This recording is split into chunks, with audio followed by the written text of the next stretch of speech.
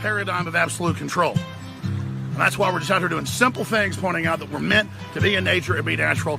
And this is where we find the source that God made to transcend the New World Order. And that's why they want to try to keep us out of it.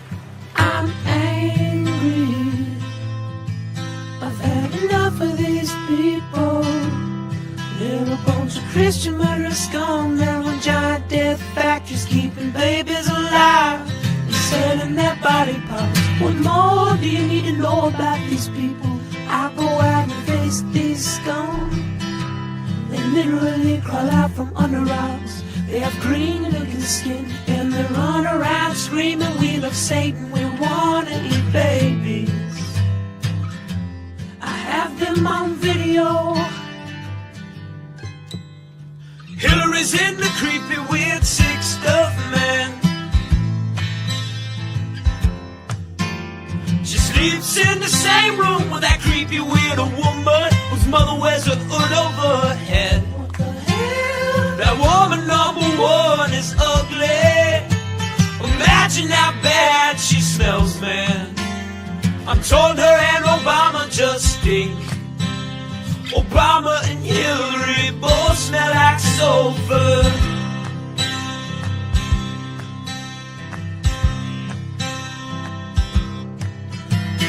Literal vampire pot and the goblins are hobbling round coming after us.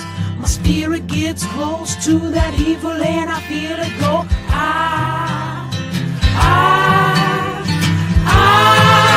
We're such self-centered crap. We don't even notice hell itself rising up against us. Millions of pointed people of the very worst type, and I'm so pissed. We're gonna stab your daughter at the mall. We're gonna stab your wife, your son.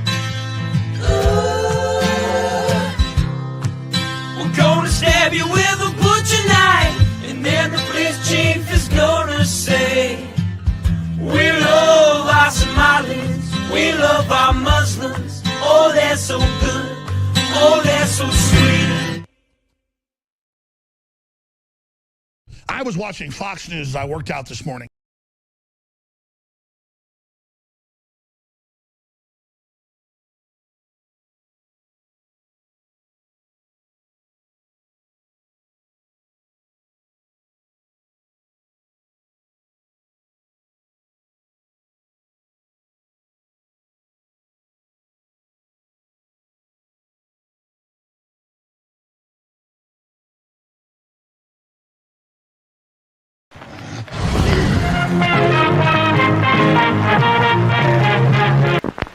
X. Persons under 18 will not be admitted. In a world where a checkered flag is just the start, meet Ryan Wheeler, the would-be champ who seems to have run his last lap. But when a mysterious figure offers Ryan a dark bargain, promising the throne of speed, he strikes a deal with the devil that will make him ride and die. From ball-busting YouTube sensation and Arca Menard's NASCAR breakout racer Cody Dennison comes his first kick-ass comic creation. This won't be your average ride. It's a tale drenched in bone-chilling horror, soaked in violence, and wrapped around the curves of both the track and the sexiest women that'll make you forget the road ahead. Experience the race of a lifetime, or the damnation of your very soul.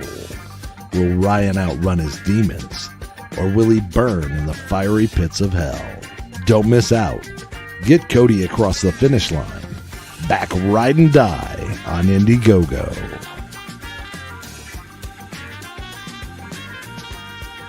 I have read a lot of books, and I think I'm a smart man here. However, there is one book I'm really excited about.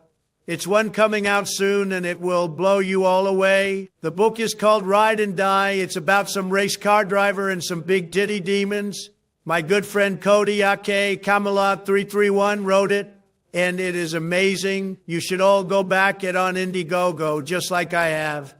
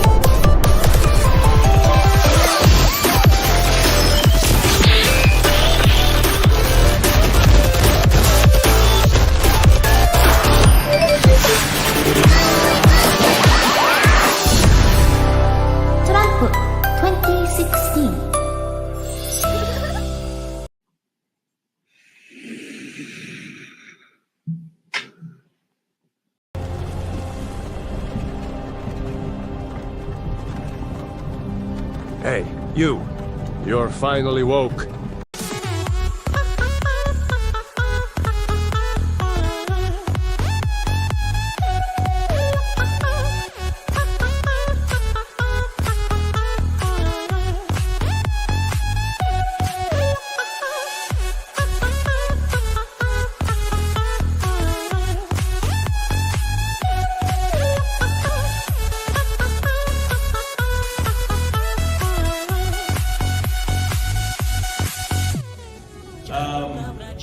Are you guys aware that we almost see no titties in movies anymore? And we only see titties. Has anyone noticed this? Yes, I love titties. Big old titties.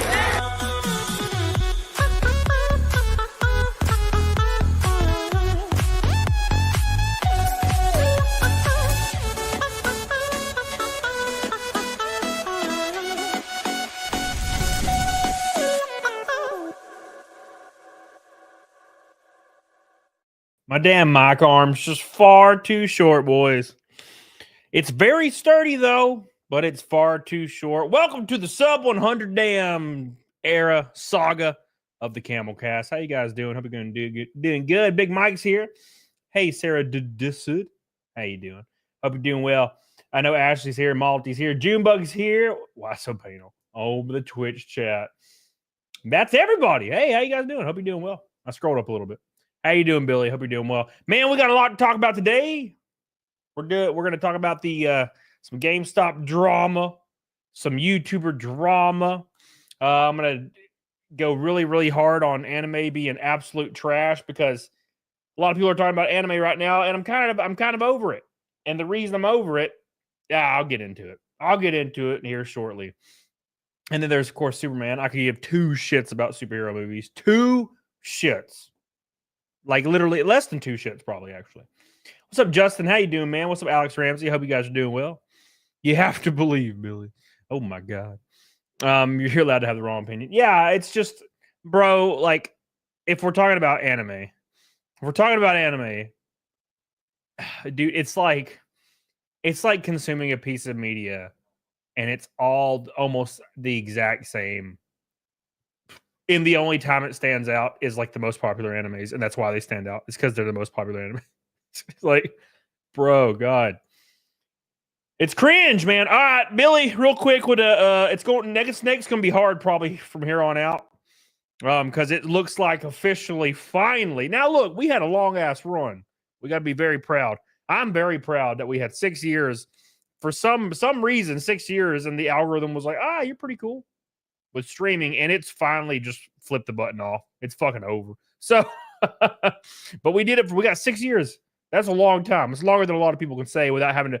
Basically, the only way we could change anything is if I do something insane like Boogie or something where you have like you shoot at somebody or you say the N-word or something. That's the only way you can really come back.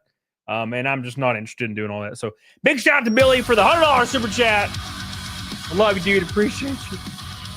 Says, my ISP finally upgraded my hardware. Now I get better internet speeds compared to what I used to a few days ago. See the shit show, the Epstein files? Yeah, dude. There's no point in it. I said it for a long time. How long did I say it for? What's up, Steph? How long have I said that for? The Epstein files will never come out. It's never going to, never was going to.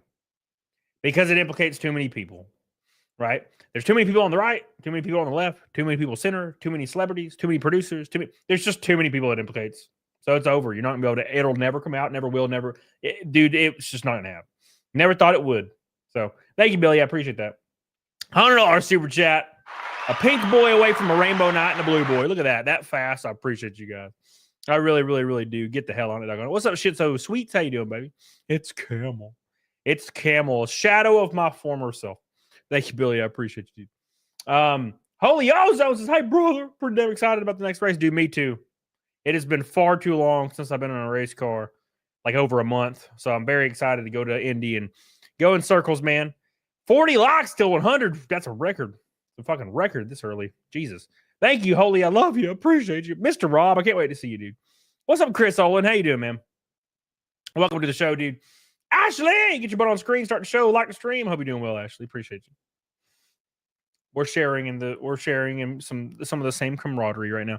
I've been like super under the weather for some reason. I've been tired. I sleep like 12 hours and then I woke up at 8 and then I just went back to sleep for like 4 hours. I don't know what's going on with me, man. I think I'm just dying. So it's all good though. I'm totally cool with that, man. So Ashley, love you, appreciate you. Billy, love you, appreciate you. Rob, love you, appreciate you. 350 till Mega Snake. Look at that. Look at that. All right. Why are we still here? No, shit. Sorry, my hand was touching it. I apologize. Shit, so sweet. Sweet says, "What's your thoughts on Trump covering up embassy files, resuming weapon shipments on Ukraine?" I think everything before was wishful thinking. I think if this teaches anybody anything, and a lot of people kind of knew this. I think for a long time. I think everybody kind of knows it, but a lot of people they don't care. It's a football game, right? So politics is just a football game for everybody. It's entertainment, like George Carlin said. It's just a big fat football game for everybody, and they're just watching the football go back and forth, and they don't really give a shit what anybody does. They're always going to stick with their team. I totally get that aspect of it. But people were kind of hopeful because Trump was like a different. He was not in the same realm of politicians. We can argue he has enough money to not care and not be motivated. There's things you can argue, but I think if this shows you anything, it shows you that no matter who is in office, nothing will ever change, and you're a slave, and you better fucking smile and accept it. And that's the end of it. And there's no more after. So sorry to break that news to you, but it's over. All right. Let's jump in. Let's shit on anime. Let's shit on anime for 2 hours and kill the rest of the viewers I possibly can have. Chris Olin, interviewing for another job. I'm glad you're here, man. All right. George Carlin's rolling in his grave watching the shitstorm. Yeah, well, that's life, man. There's nothing you can do about any of this shit except to complain on the internet about it. So, hey, man, you know. Hello, Dragon says he still has to play ball to some degree. To some degree? To some degree? You mean to all the degrees? Is that what you're saying? He still has to play the ball to all the degrees possible. There ain't no sum about it, man. It's all the damn degrees, bro. It's all the damn degrees. Junebug says, what about anime that got you angry? For one, Junebug, not angry. I don't watch anime already. So that's the end of that.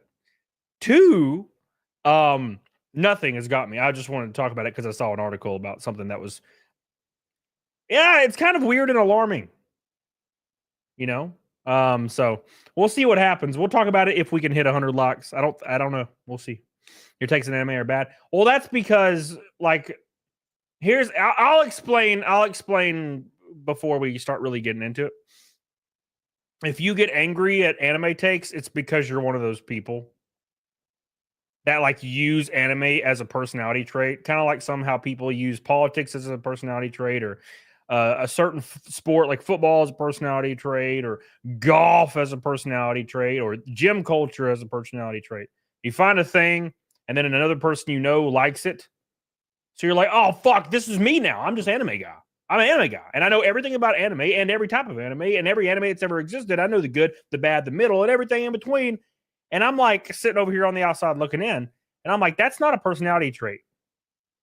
That's fucking cringe. You know what I'm saying? You know what I'm saying? For example, I know the ins and outs of, circle track autosport. And I mean the ins and outs of every fucking aspect of it possible. And if somebody's like, I don't like circle track racing, I'd be like, oh, yeah, dude, cool. And that'd be the end of it. I wouldn't be like, well, you're fucking wrong and your takes are crazy and you just probably haven't found the right one. And I can give you actual examples of autosports that you could like dig into and you would probably actually enjoy because I know more than the other. That would be fucking insane for me to do that. But that's what everybody that's using anime as a personality trait, that's what they do. I don't really like anime. Well, you just haven't seen the right anime, and you need to watch Shippuden Kuden Koi Kai style anime. You'll like the aspects of Shikoidi Bahigabugu. That's really what style I think you would identify. I'm like, dude, shut the fuck up. No one cares. No one cares. You hear me, Junebug? You hear me?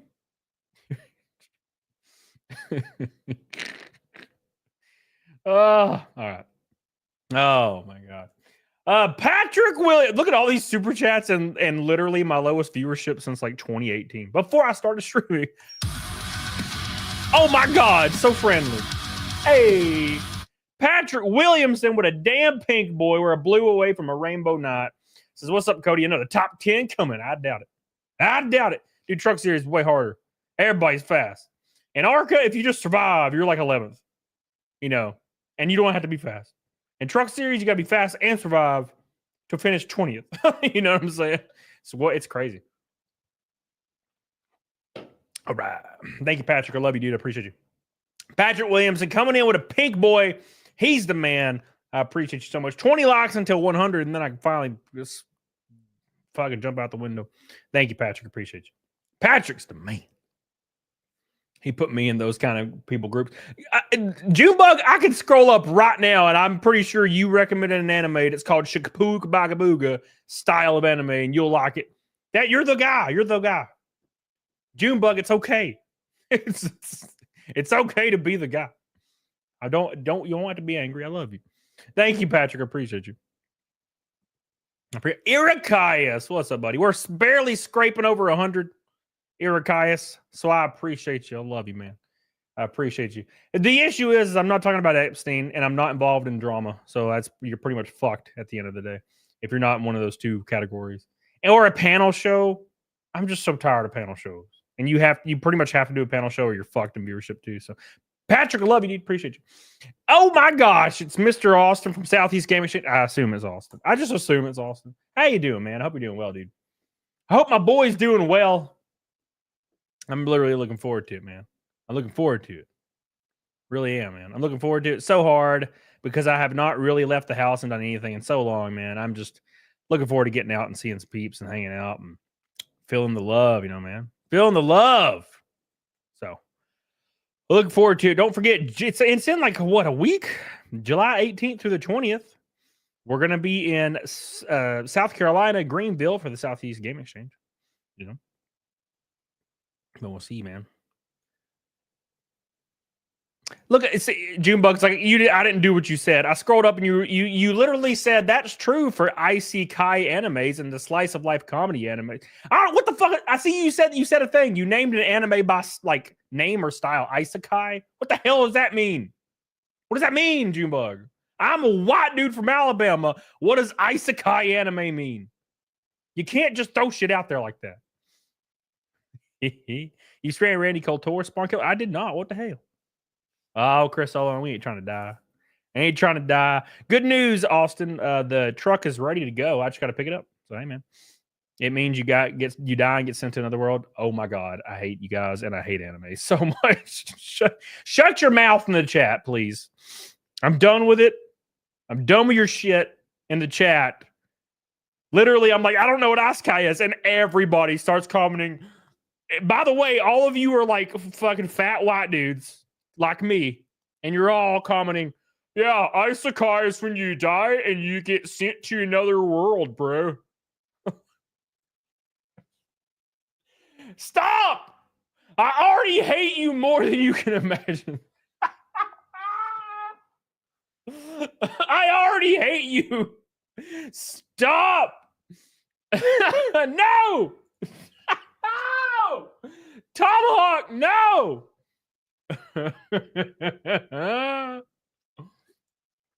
Oh my God, dude. Oh, look at this. Oh. Okay, all right. Get real. Okay, get real. All you fucking bitches. I will say, my favorite anime is easily Avatar: The Last Airbender by a mile. So I can agree that there's some good shit out there.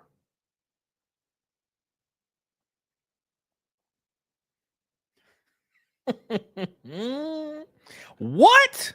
He got into a racetrack crash and got airlifted. He's burned unit. Oh, wait, what? Oh my God. All right, let's start the show. I'm sorry, guys. No, Austin.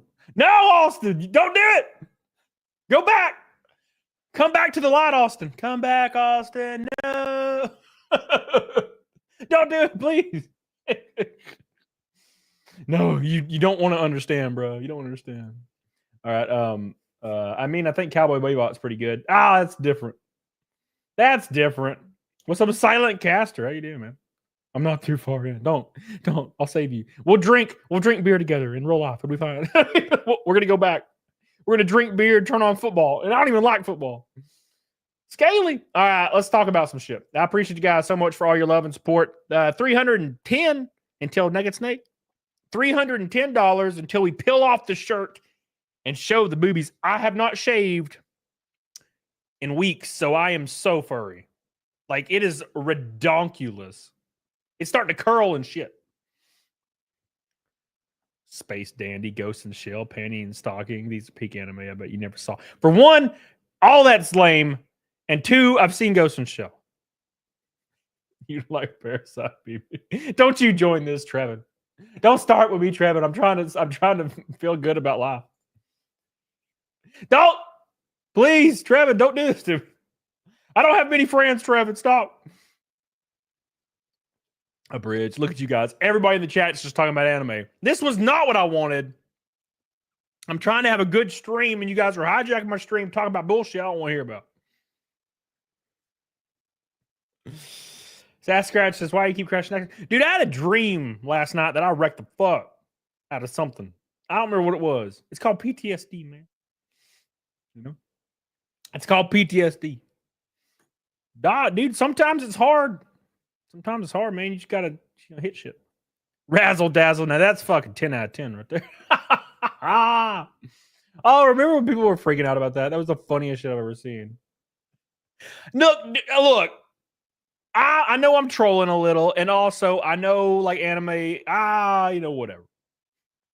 I know it's like boomery to be like anime, bro. There is nothing better on the planet watching like old white people complain about the contents of anime as if it's the real life because they don't understand. Now that shit's the best thing you'll ever see in your life. They're like, oh my God, like, how is this legal? And it's like, oh, did you watch it? Oh, you didn't watch it. You just read. And then you applied the thing you read about a cartoon to real life. And now you're pissed off. It's crazy. It's crazy, bro. It's crazy. Yes, Ashley. Hey, Rakin Knight, my boy is here. Hey, make sure you like the stream. Scaly One's here. Hot diggity damn. I can't believe it. Watching Twitter complain about lollies is a great pastime on. It is funny. Now, I will say lolly stuff's cringe, but still, it's funny. You know, it is funny. I'm not into it, but I think it's funny. Right? God, I hate you guys in the chat. Michael Marutz is here. Why is Michael here? Why are you here, Michael? Shouldn't you be doing something more important? Like going to circles and watching me wreck at Pocono? What's up? Vice baby. How you doing, man? How you doing, man? 300 until Naked Snake. We're going hard. Show just started. We talking about anime? No, we're not talking about anime. What's up, Jay-Z? All these stuff's cringe about. No, people complaining about it's funny because they're like, they literally just they conflate it with one-to-one real life. And I'm like, bro, stop. No, I get it. It's fucking weird and cringe, but like, you calm down. Like, bro, this is a drawing. You're freaking me out. You know? All right. Wild Horse. How you doing, baby?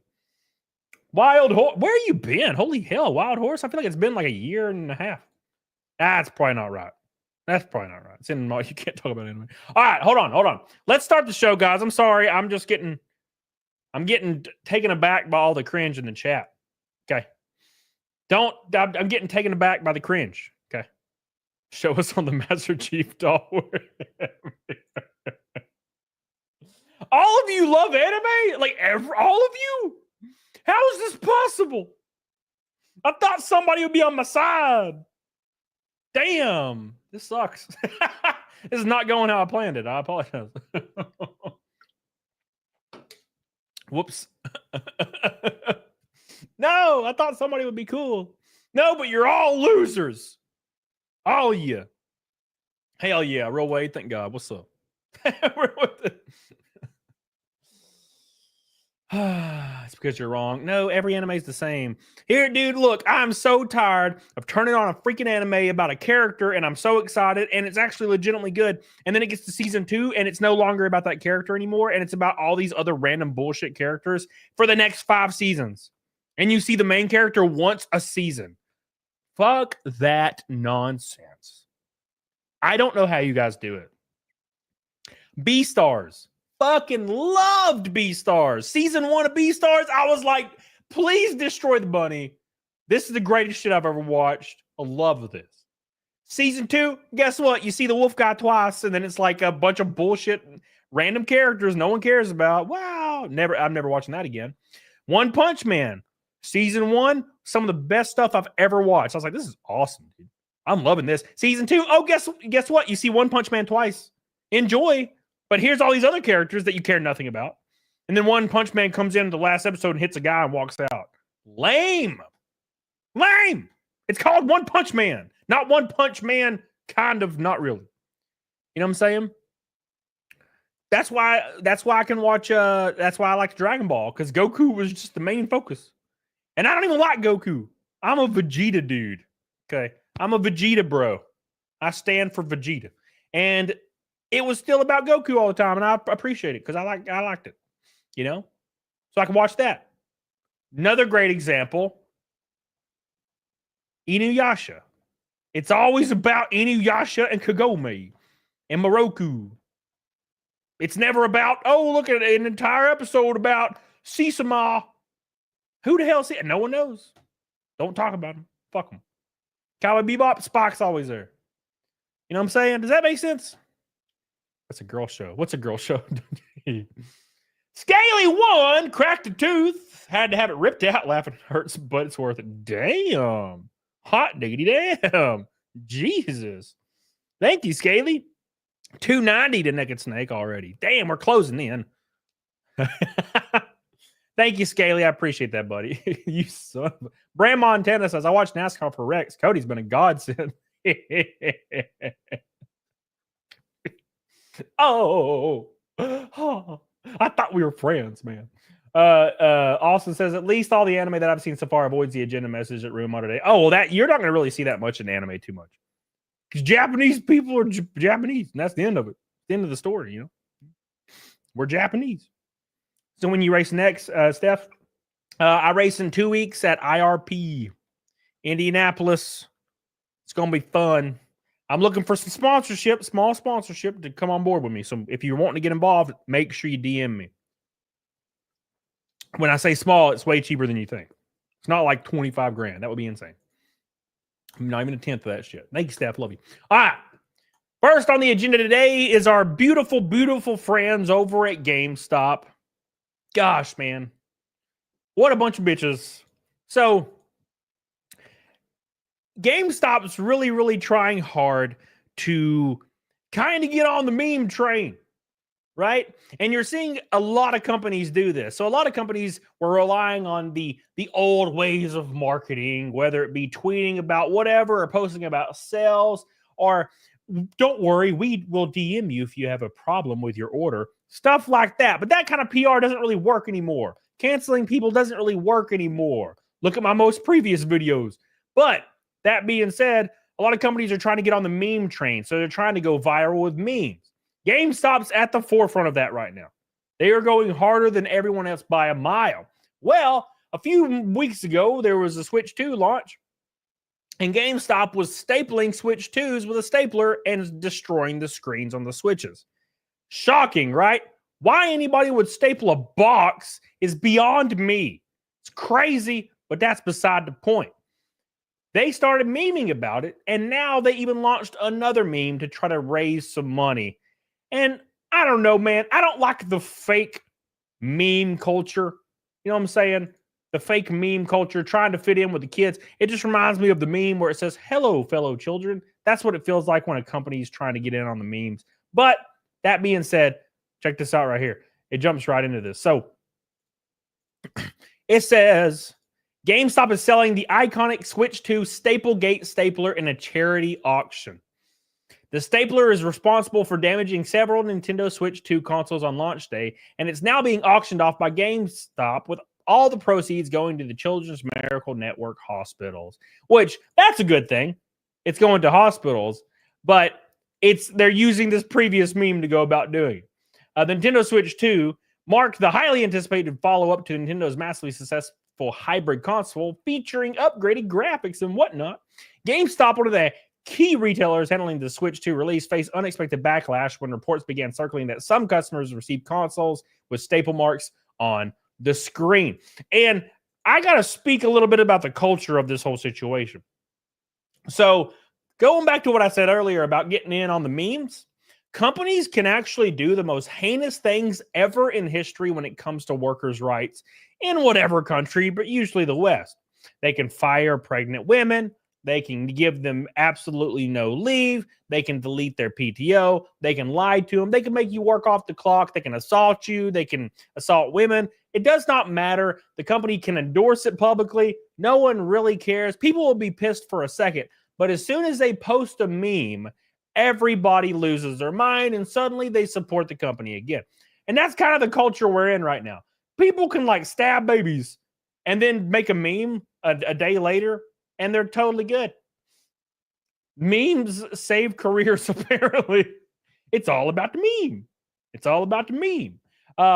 But in this case, at least some children are going to benefit from the meme. And hopefully GameStop's not keeping any of it. Although it does say all proceeds. But you know how I'm very, very suspicious about the GameStop. I'm going to be honest. The unusual piece of gaming history was listed on eBay following the viral incident. At the time of writing, the bid was well over $17,000. Soon after it was posted, CEO Ryan Cohen posted on X that if the auction gets over $100,000, he'll include his underwear, which is weird. Okay. Why? Why is underwear? What does that have to do with anything? I don't understand. His underwear? Like, am I going to be smelling them or wearing them on my face? It's the CEO. Who cares? GameStop employees had accidentally scratched and dented Switch 2 consoles while using a stapler to affix packaging slips to shipping boxes. This mishap left some new console owners frustrated as they opened their long-awaited devices to find cosmetic damage. According to the eBay listing, the stapler in question was used at the GameStop store in New York and has since been retired from duty. The listing humorously refers to the item as gently used, now infamous tool, and notes that 100% of the winnings will support Children's Hospital across America, which is a good thing. That's a good thing. The damaged consoles quickly became a trending topic in gaming circles, with many sharing photos of damaged Switch 2s online. GameStop later confirmed the cause of the issue, explaining that the staplers were used to attach paperwork during the packing process, inadvertently leading to damage. None of this is correct, and the people that write these articles, Dextero, are brain dead. None of that is actually what happened, but still, it's relatively close. They were stapling receipts to consoles that people were buying in the store. I don't know what the hell they're talking about with packaging, as if they're shipping stuff to people with staplers. No, what? Anyways, but it's pretty interesting to me, man. It's interesting to me. Did the stapler manufacturer get anything? I doubt it. Oh, man. It's wild to me. AI writes articles for sure. Damn. But that's the thing, though. If you look at GameStop's Reddit right now, as of right now, 90% of the posts are people getting abused in the workplace or quitting or being fired or being denied some kind of benefit that they have every right to have. The entire Reddit is that. But if you look online, it's like a completely different company. And they've made a difference in that perception with memes. That's all it takes. And we're starting to see that a lot with corporate companies like Walmart. They're just sharing memes. Wendy's, Arby's, they're all doing it. They're sharing memes and making memes, and those memes go viral. Whether they're botted or not, most of these things are botted to hell and back. You can tell by looking at the amount of likes versus the replies. If there's 100,000 likes and only 8 replies, it's botted. They paid for likes. Very easy to spot, and that seems to be my entire feed nowadays. Botted damn replies from anime profile picture fools and companies. I hate anime, and I hate all of you that love anime. You should be ashamed. Watch real cartoons like Dexter's Lab and shit, like the rest of us. Suffer with us. Michael Nyer says, IRP boys, I'm excited to see you at a race. What? Day off, wife's off, got him drinks. Get on it, dog. Got it. Everyone in the rear view. Hey, my man. Well, that's hell yeah. We got a lot of people coming. I'm excited. Michael Nyer coming in strong. We're halfway to Naked Snake. Look at that. We might actually hit Naked Snake tonight. Can you believe it? Can you believe it? Can you feel it? Thank you, Michael. I appreciate that, dude. We are ashamed. You should be ashamed. You should be ashamed, all of you. Ashamed of yourself that you're bitches. Oh my God. Thank you. Amateur says, Cody, my company is constantly putting pressure on me, telling me they're going to fire my coworkers, but not me. What do I do? Nothing. You just die. Like, so like the unfortunate truth about working in any kind of corporate environment is other people are going to tell you to call HR, which is going to lead to you being fired. HR is not there for you. The clever name that they gave themselves, human resources, is not actually what they do. HR is in charge of lowering the amount of, I guess, casualties, like fiscally, that the company will endure through lawsuits from employees. That's what HR is. It has nothing to do with humans or resources at all. It has to do with minimizing lawsuit damage. That is it. If you have an issue, if your manager is like touching you inappropriately, call the police, not HR. HR will fire you and give your manager a raise. That's how it works. Thank you. Michael Nyer, how you doing, buddy? Appreciate that, buddy. I really do appreciate your love, man. I appreciate that. You the man. You the man. Dude, you know how many times HR called or were called on managers in my district that I know were like doing nefarious shit? Dude, it happened every day. And those managers were there for another decade after. They don't get fired. They fire the employee because it's easier to fire a 6-month part-time employee that works once a week than it is to fire a store manager. You know what I'm saying? That's been there 10 years. Because here's the issue. They can just fire the employee and then claim that the employee is just disgruntled. That's literally what they do 100% of the time. They'll say the employee is disgruntled. That's it. And that's the end of it. Like the stream, by the way. What the hell, Billy? What the hell? Oh, thank you, Ashley, for becoming a member again. A member of the royalty, by the way. A Famelot Royal member, which is kind of wild. Appreciate that. It's kind of wild, I'm going to be honest. Kind of wild. HR was created to provide cover for a corporation. Yep. 100%. God, everything's dead, Tarot. God, I wish I was dead. I wish I was dead, Tarot. My coworkers are complaining to HR about me, and the company is saying they're going to fire my coworkers. What do I do?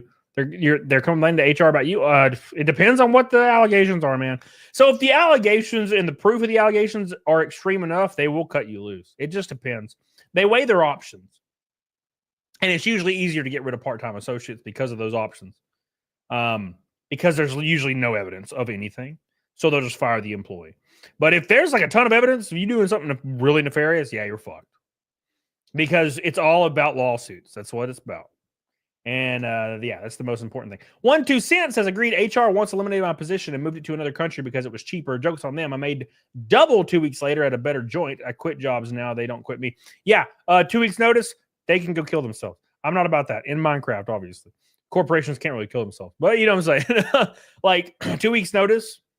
Unless it's like a small business and you're friends with the family and you got 2 weeks until you move, that's different.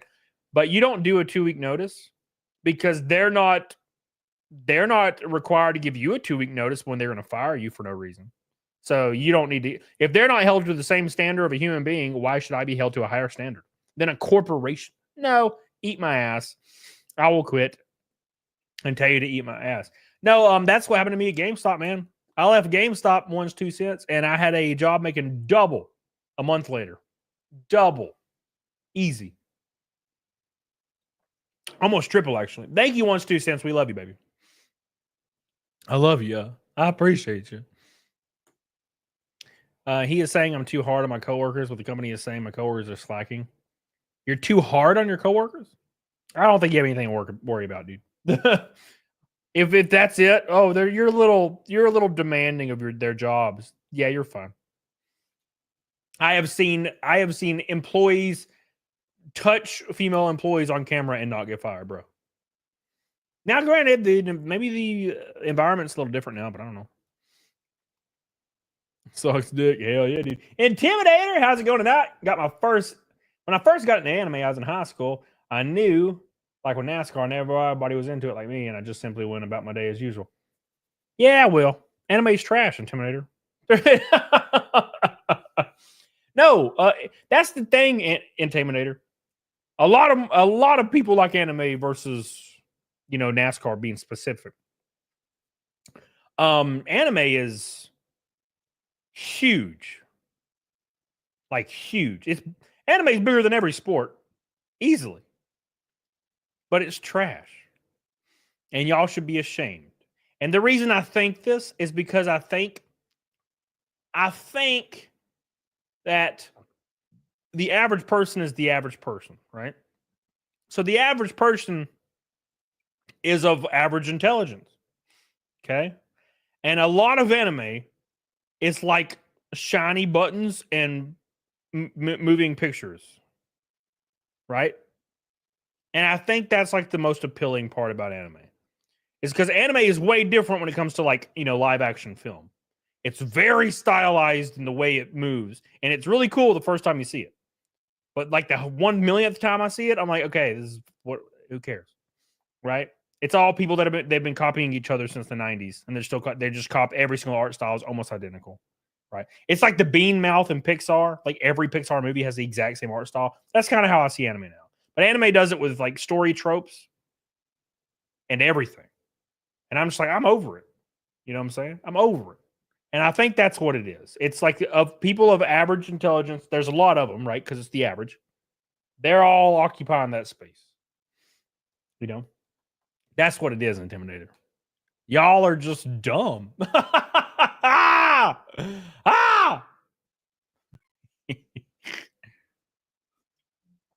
Yeah, Big Cheese. What's up, buddy? That's the spice.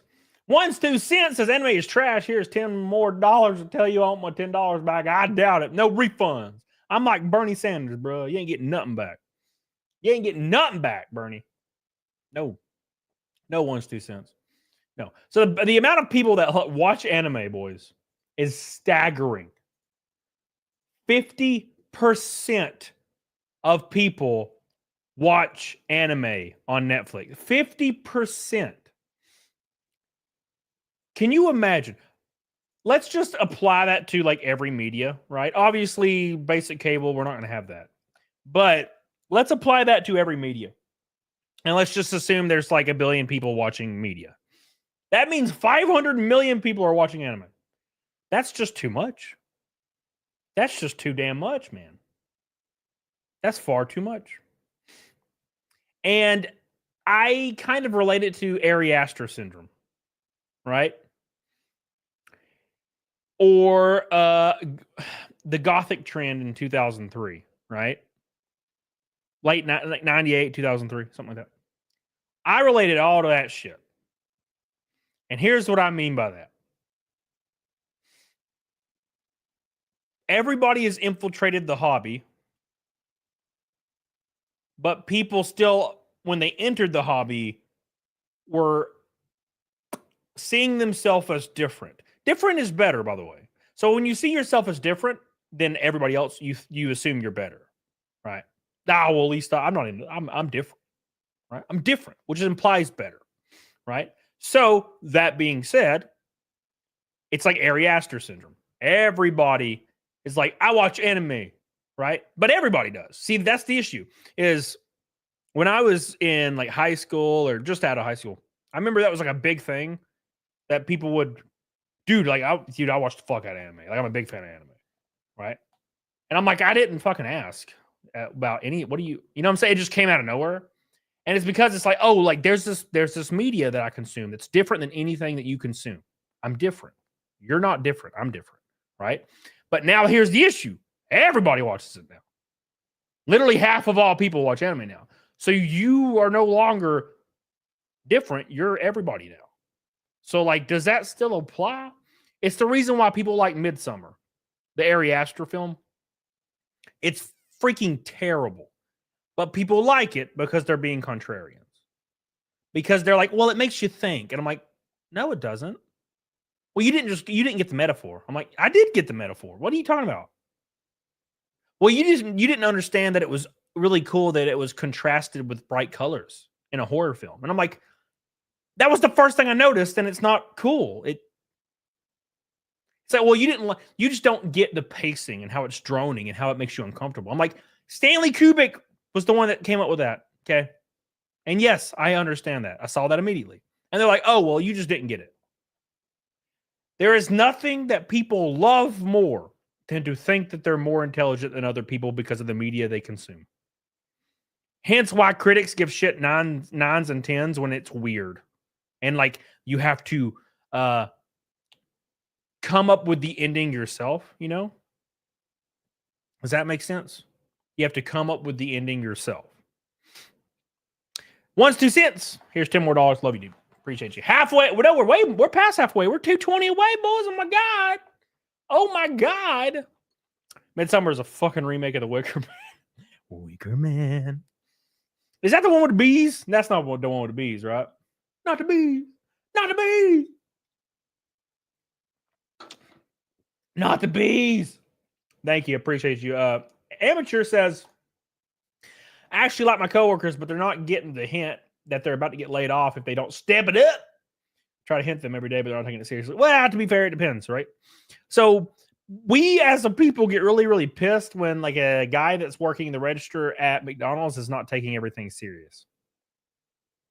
But then again, would you take it serious if you're working at McDonald's for $9 an hour at the register? No, fuck that. You know what I'm saying? Do you see a future with McDonald's? No, of course not. Thank you, Amateur. I love you. Appreciate you. Oh my gosh. I mean, leaving a vague ending is kind of normal. No, not a vague ending. That's not how it is. It's not a vague ending. It's a complete off the wall. You have no idea what you just witnessed. And it is open for your interpretation. And people like Ari Aster will go really hard with it and really far with it and make it so weird that it literally makes no sense. And also, he didn't even know what he was doing. He just made it weird so you would think he thinks he knows what he's doing. But then you have to come up with your own conclusion of what actually happened. And then you ask him, and he's like, I don't know. You have to figure it out. When there was actually no rhyme or reason. It's like the way The Sopranos ends, right? By the way, Amateur, I love you, dude. You know the way The Sopranos ends? Where it's like, don't stop, believe it. And then it just goes to black. Everybody kind of had an idea of what happened. Either A, it was just the ending, or B, Tony Soprano got shot in the face. And that's how death is. Like, that's how death is. Black, right? And that was interesting. But the director, the guy that created The Sopranos, later on confirmed, yeah, that's what happened. He just dies. And it goes to black, because that's what happens when you die. Black. That's it. And I'm like, perfect. It's great. He didn't go, it's up to you to figure it out because I am lazy. No, I'm not the one that wrote the film. I'm not the one that directed the film. And I am not responsible for coming up with a damn ending in my own head. You show me the ending. Show me the ending. I'm tired of movies and shows that are weird for the sake of being weird. This is definitely going to win an Oscar because it's weird. And critics are like, wow, it's so weird. This is so individualistic and weird. The plot's about Trump. Shocking. No one's ever done it before. Hate this shit. All right, let's keep talking about how anime's trash. We need some more people in the chat being mad. How dare you yell at my hobby? It's like, your hobby's a fucking TV art style? Bro. Your hobby is reading? Bro. Oh my God. Did you see the number? I know this is beside the point, but did you see the #1 listed hobby voted for women? By women? The #1 hobby. HOBBY. Hobby. #1. Reading. Reading. I am reading the chat right now and participating in the #1 hobby for women, reading. Holy shit. Can you believe this? Reading. #1. Reading. That's not a hobby. That is just life. That's just life. That's not a hobby, man. What? Reading? Playing an instrument. That's a hobby or a passion. Gardening. That's a hobby.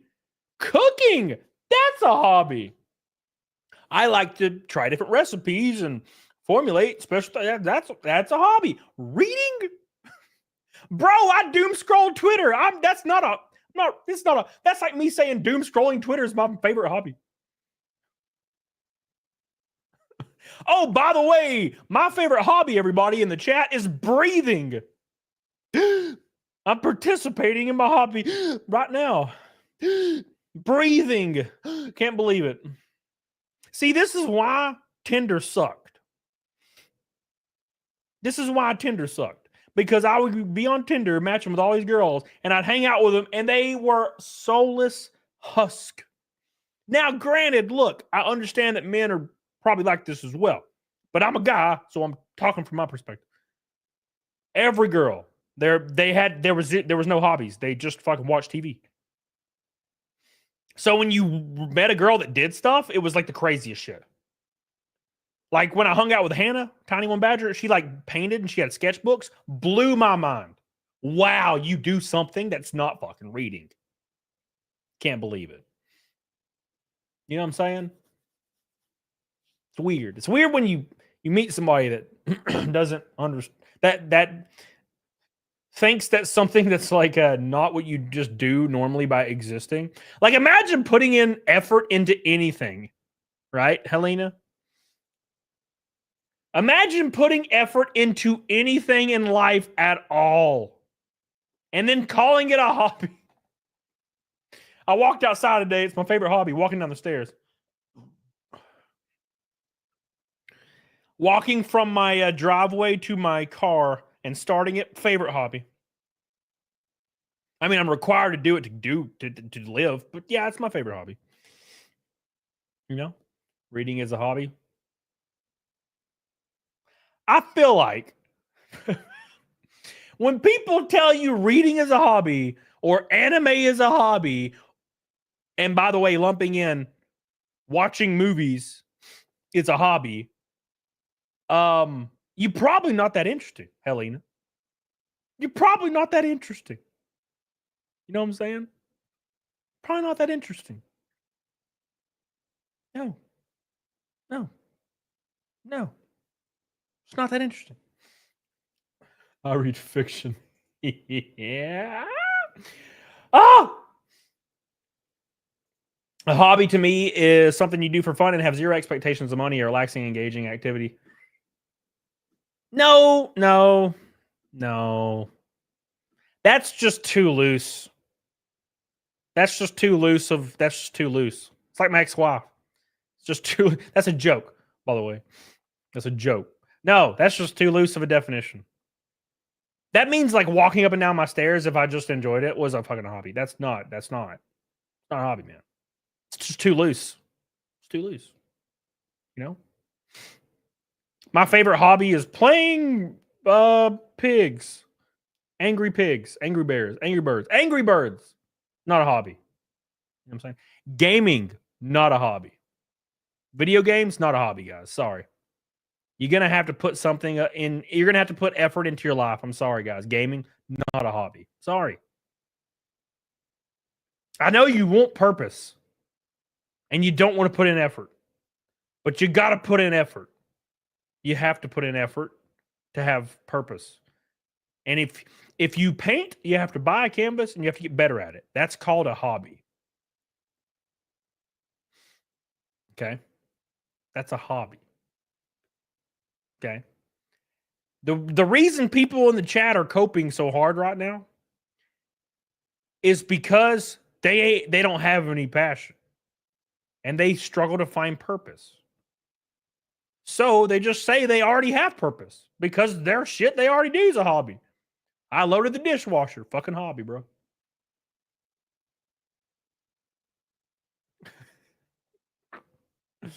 All right. Albatross says, I don't give that much about anime, but I'll defend till the non-alive and you're right to enjoy it. Oh, no, you can enjoy whatever you want. I'm just going to call you a little gay. It's all... I'm just going to call you a little gay, is all. Just a little gay. Just a little. Not a lot gay, like me. A little gay. The amateur. We get paid salary plus commission plus per diem, but these guys aren't selling anything. They'll be let go if we get back and haven't opened any new accounts. Oh, well, yeah. Extra effort, man. Effort sucks. One thing all humans can agree on. Effort sucks. You know? Effort sucks. Is fitness and content creation hobbies? No. Fitness is definitely not a hobby. Fitness is a requirement. If you're not active in everyday life and like trying to better yourself through fitness, you're already way behind the 8 ball. It's not a hobby. It's just life. Now, bodybuilding, that'd be a little bit different. If you're like force growing certain shit and you're on a bunch of gear and you're like on a meal plan and you're like aiming for a competition, you have goals and stuff, it would start to fall into that range because it built its purpose, right? It's purpose. It's purpose. If you are angry in the chat right now, it's because you know I'm right. That's just how this works. If you are offended because you just found out that I believe that you have no passion in life and you're mad at me over that, I apologize for you. Sorry, man. Sorry. I apologize that you have no passion from my point of view. I'm just saying. Ain't nothing wrong with it. If you like reading, hell yeah. Fuck it. Let's do it. Woo. You know what I'm saying? I'm just saying it's not a hobby. Why do you care if there's a word attached to this? That's something that you need to elaborate on.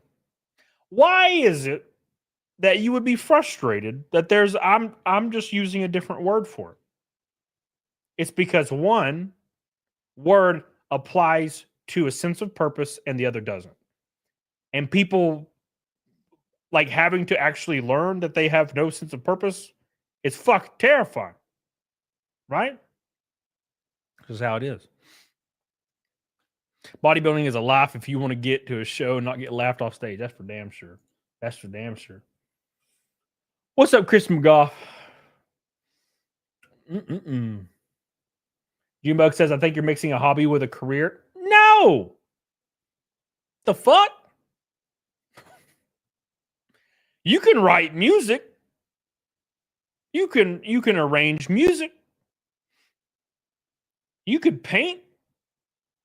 You could craft your artistry and get better and better and never show anybody. Doesn't mean it's a career. It's a fucking hobby. You know what I'm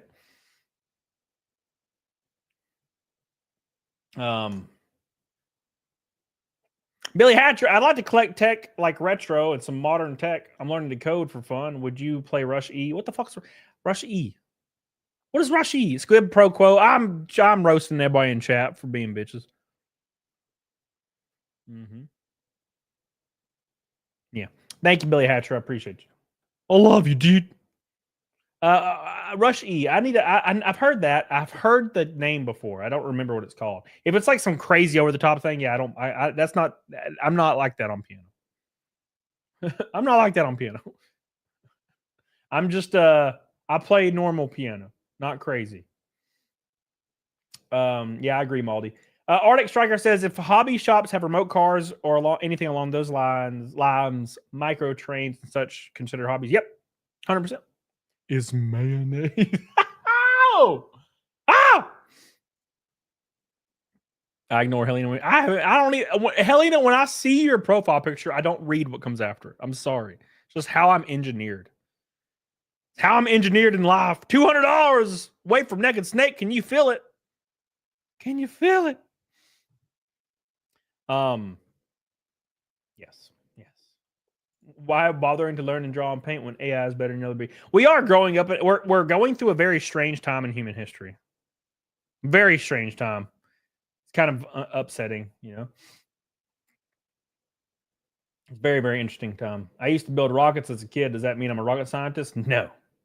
It means you're strange. Which DAW going to use? I don't fucking know, man. I don't even know what DAW means. I have to Google it every time.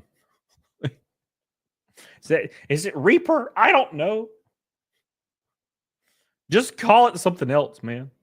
I don't know what that means. I don't know why. It's like, you know how like some girls don't know left from right? That's how I am with DAW. I never know what people are referring to, and I have to Google it every time. And I'm like, oh, why don't you just say this? You know? I know what it stands for, Charlie. God damn it. Need the chat sometimes. You guys in the chat sometimes. Oh. Oh, did you mean the actual literal definition of the fucking anagram? No, it's not what I meant.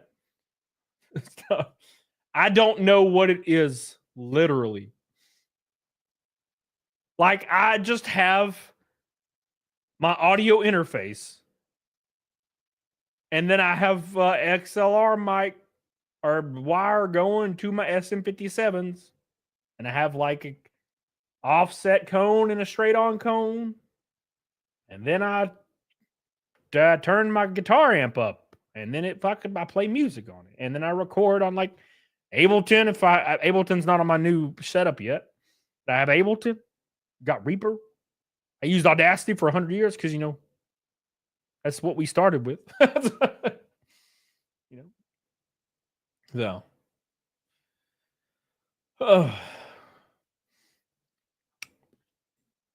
I was just thinking a few years NASCAR will be replaced AI driver. No, but what about my hobby? No, my beautiful hobby.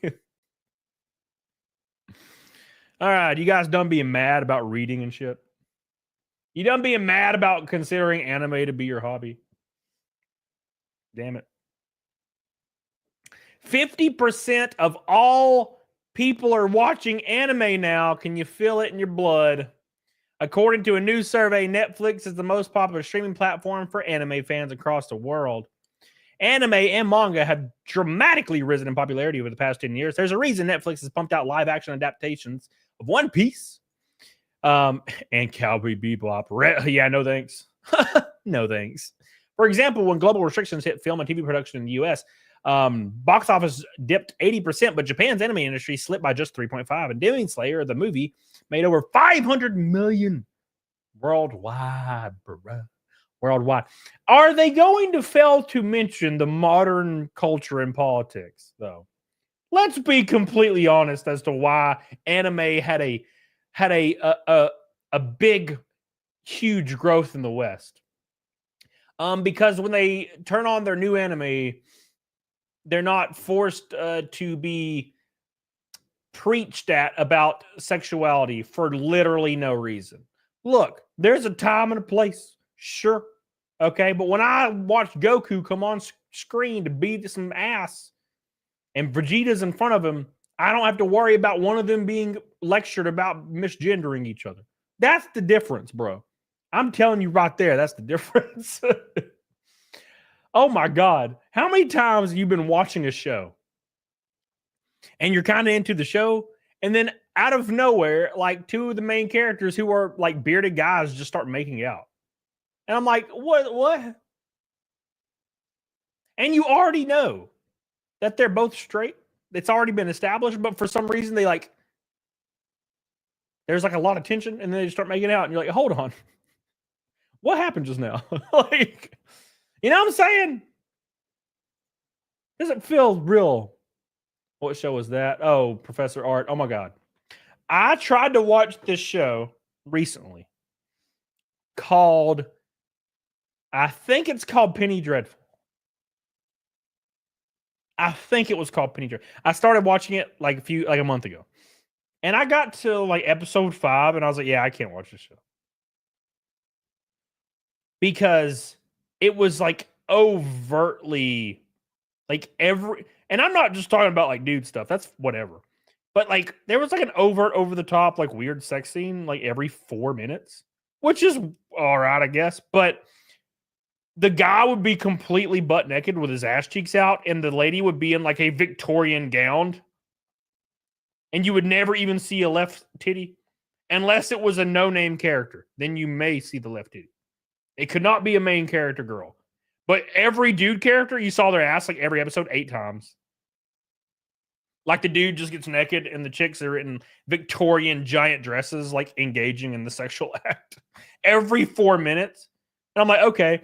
And then like they just kept being like weird. Like half the male characters by episode 5 had sex, but they're all straight. It was fucking. I couldn't get with it anymore. This is a little. It doesn't feel real. It doesn't feel genuine. It all felt like really silly. Like, okay, calm down. You know, like it was weird, man. Amateur. I think we never had to be inspired. We all just understood we eat or we don't. I'm not sure how to explain to these guys. Thank you, Amateur. I appreciate you, man. I agree with that shit. Richard says, do you watch anime? Oh, my God. The Last of Ass, the hour gay story is one of the most... Well, Kristen McGough, okay. When I watched that, I'll be completely transparent with you guys. Okay. When I watched that, it was actually pretty cool. For the most part. But it's like they couldn't keep it surface level. You know what I'm saying? You're like, okay, this is kind of sweet. At least the actor's doing a great job. The story's pretty solid. The atmosphere is kind of there. But then for some reason they had to show the insert scene. And I don't know why. Because I was kind of like on the edge the whole episode. Like, I don't know. And then they're like, let's show the insert scene for fun. And I was like, wow, now I'm like grossed out. Right? And that's how I am with any like scene like that. But like, I'm like, why did you have to include the insert scene? Like, why does that have to always be included? You know? They have to make sure that they cover all the bases. You know what I'm saying? The insert scene. Meat puppet. Thank you, man. Meat puppet. We are $200 even away from Naked Snake for the 479th show in a row, I think. Hot diggity damn. The insert scene. Yeah, it was kind of weird, man. It's kind of strange. Don't know why it needed to happen. You know? I was kind of confused about the insert scene. Oh, no. Oh, no. I'm tired of this whining. Shut up. Helena, go read. Go read, Helena. Yeah, sure. No, I'm right there with you, Kristen McGough. But, like, it's like they had to show the insert scene. And I'm like, no, you didn't have to do that. You didn't have to do that, right? You didn't have to do that. It's like they wanted to drive it home as hard as possible. Like, you know the one. You know the insert scene. Where the dude's on top of Nick Offerman's character. And he just pushes forward and Nick Offerman's character goes, oh. Yeah, that didn't need to happen. Like, it didn't need to happen in the episode. You know? It's a little bit too much. Right? So. Oh, God. It's art. How dare you say the insert scene isn't art? Oh, no. Oh, no. Netflix Foreigner says, where'd you go, baby? Says, I remember watching some movies and actually always wonder what the point of the sex scenes were. It's totally unnecessary. It depends. So, I think they work in slasher films. And I don't really know why.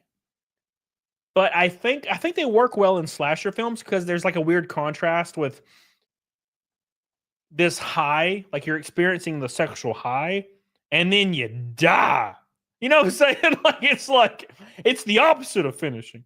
You know what I'm saying? It kind of weirdly works, which is why I think slasher films are always fun. Because you got the chick, and then all of a sudden, freaking Jason comes in. And he's like, yeah! You know what I'm saying? Like, it works for some reason. Hell yeah, nobody. But let's see. Some stuff doesn't really make sense. Like, I remember Game of Thrones was getting a little bit too much. Does anyone mention the charity auction of Stapler? Yeah, we talked about that a little bit ago. Like I understood the sex scenes with Daenerys and Carl Drogo or whatever, because obviously it needs to be established that Carl Drogo is like this giant, scary, basically like Neanderthal dude, and he's having his way, right? So like that needs to be established, but only once. And then that's it. But like every other scene in the first couple seasons of Game of Thrones is like this overt sex scene that's just silly.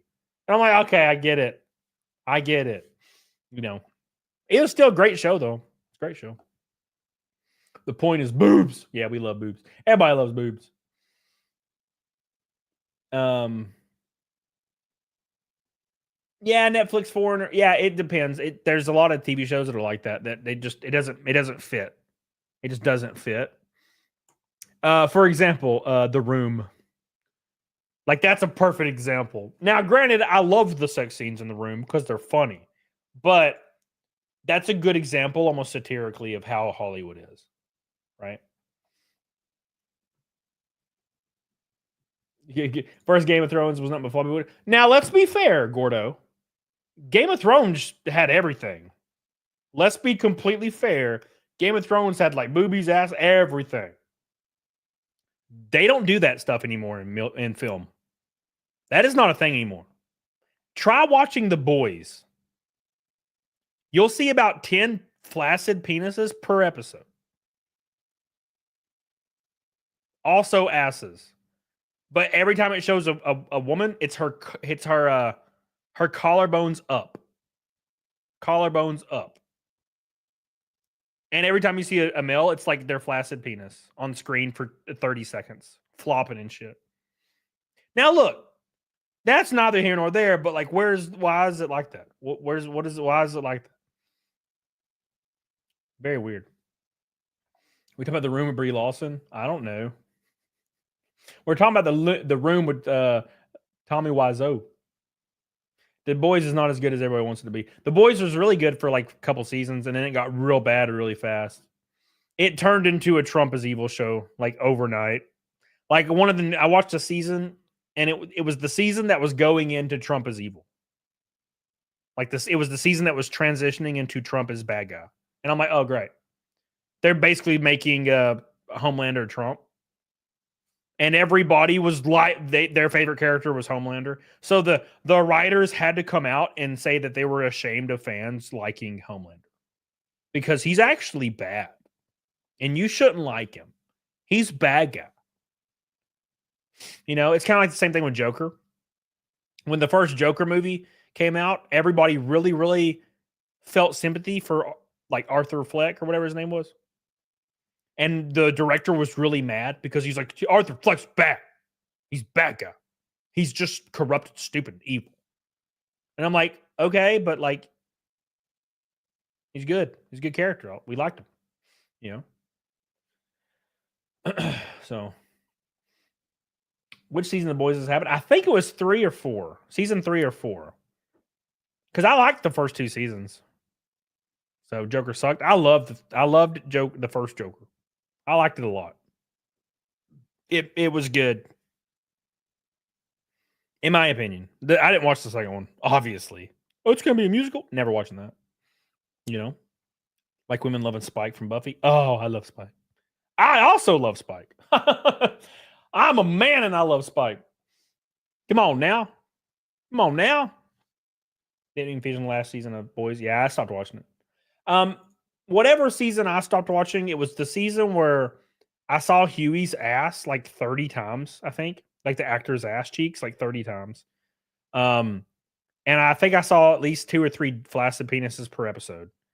And there's one episode where you see like some boobies and it's like this giant orgy house. And it's none of the main character female. You're not going to see that shit ever. That's not happening. Sorry. You're not going to see that shit. So I'm like, no. There needs to be equal treatment. Equal treatment, please. Well, yeah, Nardo Polo. It's somebody's talked about it recently about how they don't understand why people identify with characters who are flawed and have character arcs, right? Because now there's so much nepotism in Hollywood with directing and writing now that directors and writers literally just, they write the good guys as perfect and without flaw, always good and always better and always perfect. And it's always like, for some reason, a chick. And also she's really mean and annoying, right? Because they're like, well, we have to take away masculine traits from all the men, but we got to apply masculine traits to the women. So when you give a woman overtly masculine traits, no one likes them because they're mean and annoying, right? But when you give masculine traits to a man, it's usually in the way of stoicism. It's a completely different atmosphere. So that's why everybody's like, this is bullshit. And also, the women are never flawed. They're always perfect. The men are always flawed and they go through a character arc. And that's what people identify with, right? That's why everybody hated Rey in the new Star Wars films, because she was just the best. She came out, she was the best, and she was always the best. And oh, by the way, she was actually the chosen one. It wasn't Anakin Skywalker. It was her, actually, the whole time. And everybody's like, yeah, you could just die. No, fuck that, right? TV show writers don't understand that we like anti-heroes. They show Dexter and the Heart. Fans went nuts, and he survives them. Yeah, we love Dexter. Because you sympathize with him taking justice into his own hands, because so many times the justice system will let people slip through the cracks. Do you know how many times I see an article about a guy that assaulted a child, a defenseless child, and they get like a year in prison or 18 months for some weird reason? Yeah, Dexter needs to be all over that motherfucker. 100%. You know what I'm saying? Everyone hated Mary Sue. Yeah. No, thank you. John Anderson. Oh, don't even get me started, John. Don't get me started, John. Don't get me started, John. I talked to my buddy Art about this the other day. How we were talking about how like almost all women, and I'm sure a lot of you dudes in the chat have seen this. Almost all women will say they want their men to be vulnerable and to let their emotions out and cry in front of them. Almost all women say this. Unless they're honest and have experienced it, they will all say this across the board. But they're biologically wired to not be that way. Right? And they will mean it.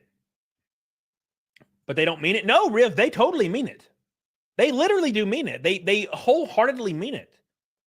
And I'm not saying they're lying or they're bad at all. I'm saying they literally mean it. They're like, I mean this from the bottom of my heart. I want my men to be vulnerable and to be open with me with their emotions, right? They do mean it. But when it happens, subconsciously, something biologically clicks and they can't go back. And if they're honest, they'll tell people after that experience, they're like, oh, never mind. Never mind. Right? So, for example, PDH will tell me this. PDH, she has seen it happen. And she will tell you from now on, she's like, no, I don't like when men like break down in front of me and sob. I do. That's gross. She will tell you to your face because she's experienced it and she's honest. She said, oh, never mind. It happened. She was like, yeah, it happened to me once. And I was like, oh, never mind. I thought that's what I wanted. And now I can never look at that person the same again. Even though they are the same person and they're strong-willed, I can't, like, subconsciously it's there and it will never leave. So yeah, you fucking don't do that. And that's why women like toxic, like, male characters in TV shows. Because that toxicity 100 or 200 years ago kept you alive. That toxic masculinity was the only thing keeping you from dying 200 years ago and further on back. That's what kept you alive. And you're not going to biologically, you're not going to get that engineered out of people. It's not going anywhere. 1,000 years from now, that will still be, it doesn't matter where we're at as a society. A woman's going to see a dude that doesn't care and is jacked, and that's going to be that. That's just how it is, man. You can't rip that out of people. Don't be vulnerable. Don't be vulnerable. Ashley says, I don't like when anybody cries in front of me. I don't know what to do. Yes, that's true. Maybe it works for you. With both people. Here's the difference. The woman, when a woman does it in front of you, it doesn't sexually change that person in your mind. All right? That's different. That's the difference. The woman was never really expected to protect you. Krista McGough, the most annoying girls are the ones who want to see you pissed when they see veins popping out of your head and they run screaming every time. Yeah, that's the unfortunate thing about me is I don't get pissed. Like I don't get really legitimately pissed. You know, it doesn't hit me. You know, don't know why. I've tried, man. I try to get pissed. I'm trying right now to get pissed. I can't do it. I can't do it. You're allowed to cry at your mom's funeral. That's it, Hook. It's even that, you know what, Hook? That was the wrong Hook message. I agree. But even if you do that, if you sob at your mom's funeral and your wife or girlfriend's there, it still applies. It's very unfortunate. It is very, very unfortunate. The rules will still apply. It's the demeanor. Stoicism's important. You have to be stoic. I don't even want to fathom how I'm going to react. So. Yep. No ugly crying. That's not allowed. It's not allowed. Tennille Brown says, are we tearing up or unholy bawling? Oh, unholy bawling. Stoic tears happen, bro. You know? So. No, it depends on the length of the relationship. Absolutely not. No one is special psychologically. Like a lot of people like to say that, oh, well, I'm the outlier of all biological control. I don't agree. No crying when your child is born. Not sobbing, no. Nope. Stoic tears are the worst tears. They hurt. They hurt, man. They hurt. Steve Buck says, in my experience, I'm still attracted to him. You may be still attracted to him. But we're not speaking anecdotally. So if you go into a group of people and they're all women, let's assume they're all women, obviously, because we're talking about men crying, right? You go in a group of 20 women.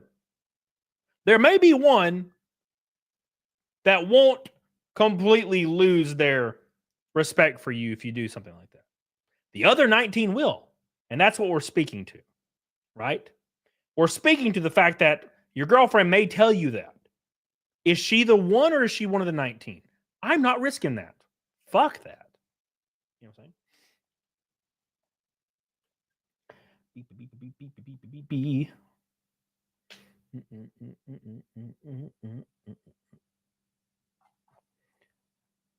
beep. Not speaking anecdotally. Well, that's a completely different situation. Because tons of women will tell you this. It's just ones that are not being honest. Because tons of women, they run their entire belief structure about being morally superior than other women and other men. That's how they rank themselves socially. By how much of a good person they are. A lot of women don't give a fuck about how they're perceived morally. So all that goes out the window. So there's women in the chat right now that are saying the same shit. You know what I'm saying? There are women in the chat right now being like, yeah, dude, fuck that, gross. because they don't care how they're perceived morally.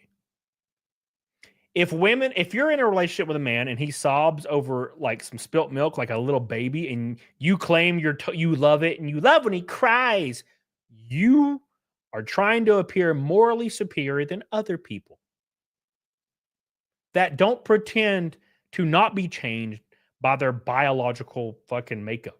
You know what I'm saying? Richard, no ugly crying. What about ugly dying? No. Thank you, man. I appreciate you. Richard, man. Unlike Lawson said 12-year relationship and he cried for a man I thought he hated. The relationship didn't even last 9 more months. Damn.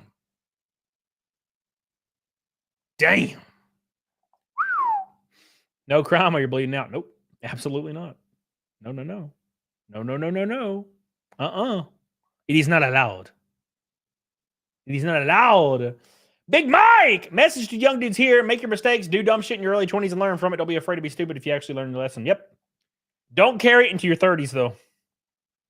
I've seen far too many men in their 30s fall for the same exact shit over and over and over and over and over and over. I've seen the same dudes get in another relationship yet again, and their girlfriend doesn't like them going out and hanging out with their friends, so they stop hanging out with their friends yet again for the 8th time in the last 20 years. They don't hang out with their friends anymore, and their girlfriend doesn't like their friends, and girlfriend doesn't like this. The girlfriend doesn't like when they do this. The girlfriend doesn't like you're falling for the same shit, and then they get divorced. Every single time. Like, how do you guys keep fucking doing this, bro? Thank you, Big Mike. I wasted my 30s on a dead marriage. In my 40s now, divorced last year. Never again. Well, you're gay. Hey, it's funny. It's a funny joke, right? Were you in like a man marriage or was it like a female marriage? I don't know your lore, 1's 2 cents. I'm not trying to pretend. I know. I'm curious. My 20s, I wasted my 20s. Yeah, same thing. Now, granted, I shouldn't say wasted because I think the fact that I was so bought into the relationship and it ended like so abruptly made me grow really fast. You never really love a woman. No, don't do it. Don't do it. Don't do it.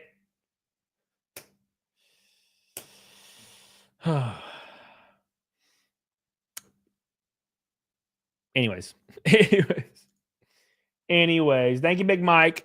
We're 190 from Naked Snake. Nah, I was married to a dude that pretended to give a shit, just used me for 10 years for my money.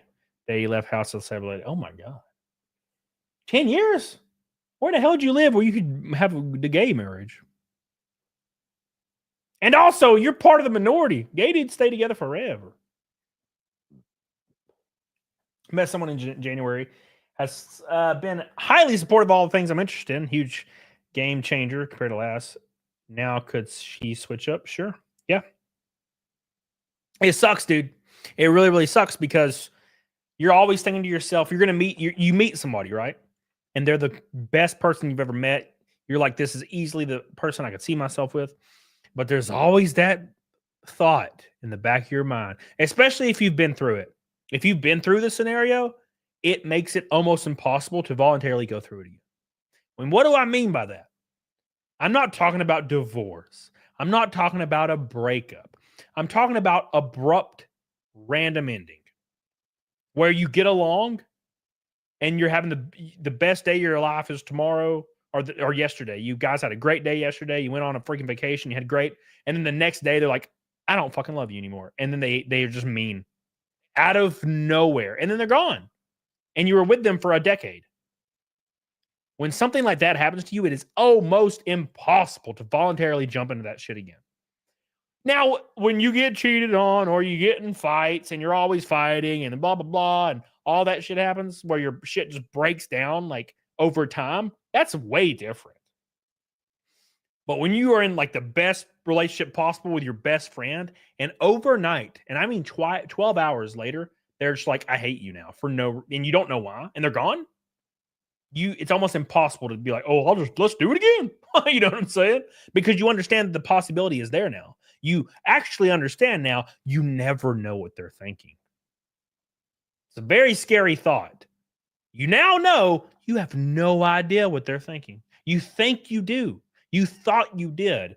Every single time they told you they loved you, every single time they said they couldn't wait to spend the rest of your life with you, they were fucking lying. It is terrifying to voluntarily jump back into that situation. Absolutely nightmarish. And people are always like, Cody, why you don't want to just jump into marriage? Let's go. Oh, I'm like, because you have no idea. Because it's so much more of a rare occurrence than a relationship breaking down for years. You know how many times I've seen people in relationships and they hate each other. They openly fucking hate each other.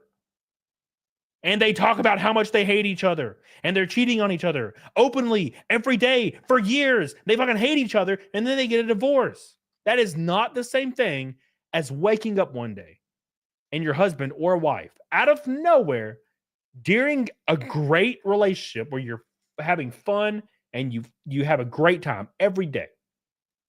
You wake up one day and they're like, I'm out. I don't love you. And they're gone.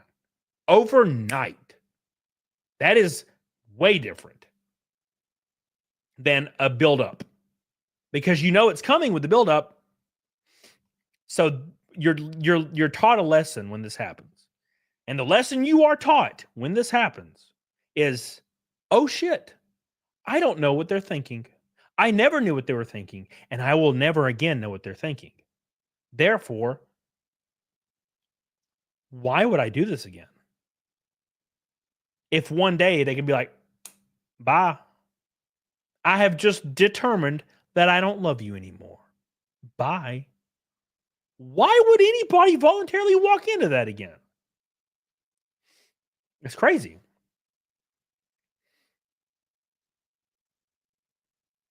Send a hit form. I feel like I remember reading about that.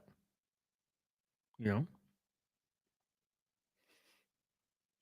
So, Stinky Bug. Hey, Stinky Bug, I'm gonna talk to you a little bit directly, Stinky Bug. Because you're doing a thing that I recognize from when I talked about this back in the day. Because, you know, I just riff on streams. You know, that's why I have fucking only 8 people in here. The way that your opinions are based and the way that you repeat your opinions to other people is because you are currently in a happy relationship.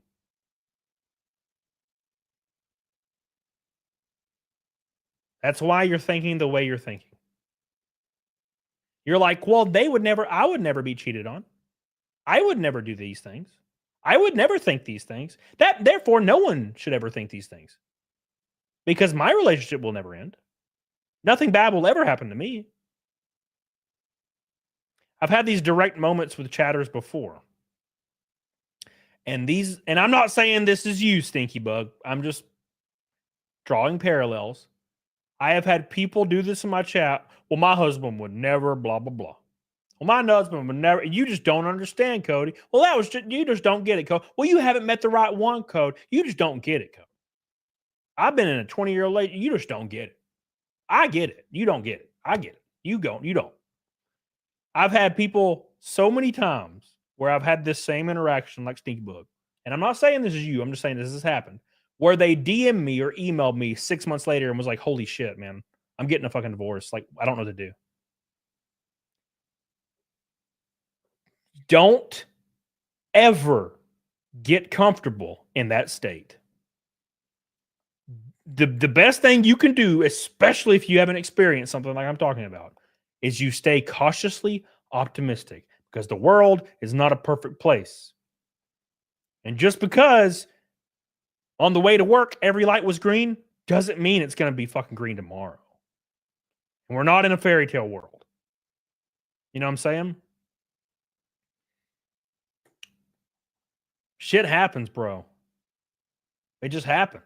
I was that guy. I was literally that guy when I was 26 years old. I was that guy.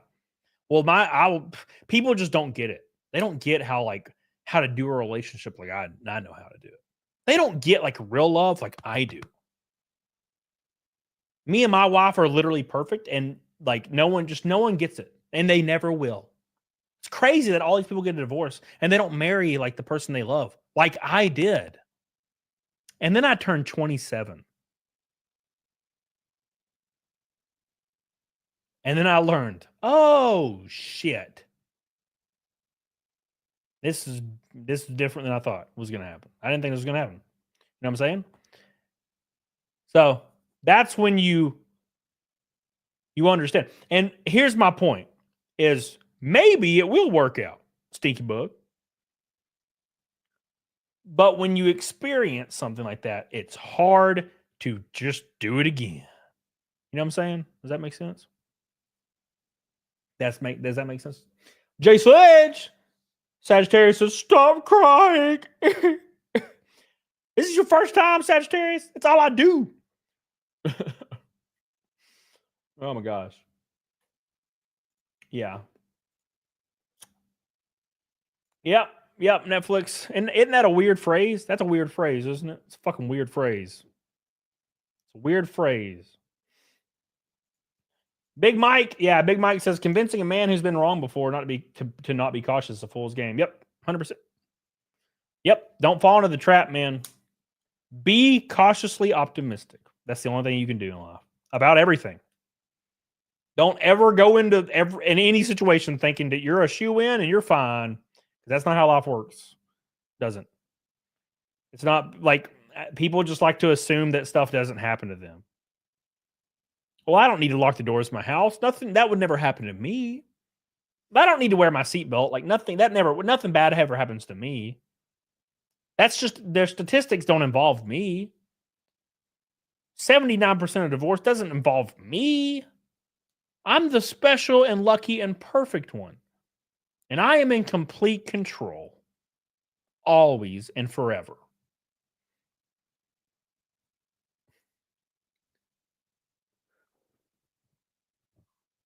That's not the same person.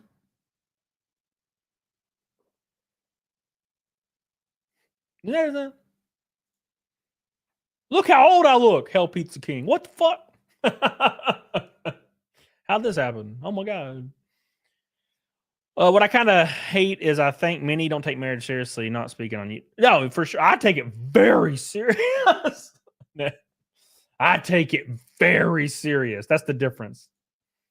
That's the difference, man. The mom of one of my mom's students literally died for leaving the door open. Yeah, I have to lock my house up every night because PDH is one of those people. She's like, it's fine, fuck it. I'm like, no. So I have to go and check every security system piece of my house when I go to bed. Even when I'm drunk, I do it. I'm like, beep, beep, beep, beep. Go to the back porch, beep, beep, beep, beep. Go to my movie theater, beep, beep, beep, beep. I go to every single room in the house, beep, beep, beep, beep, beep, beep. I put the security like steel bars on all my patio doors. Because if somebody's going to come in, I want to force them to break windows. So I hear it. And my happy ass is going to have the AR with the light on it. Fucking coming in, checking corners. That's what I'm going to do. We in Alabama, baby.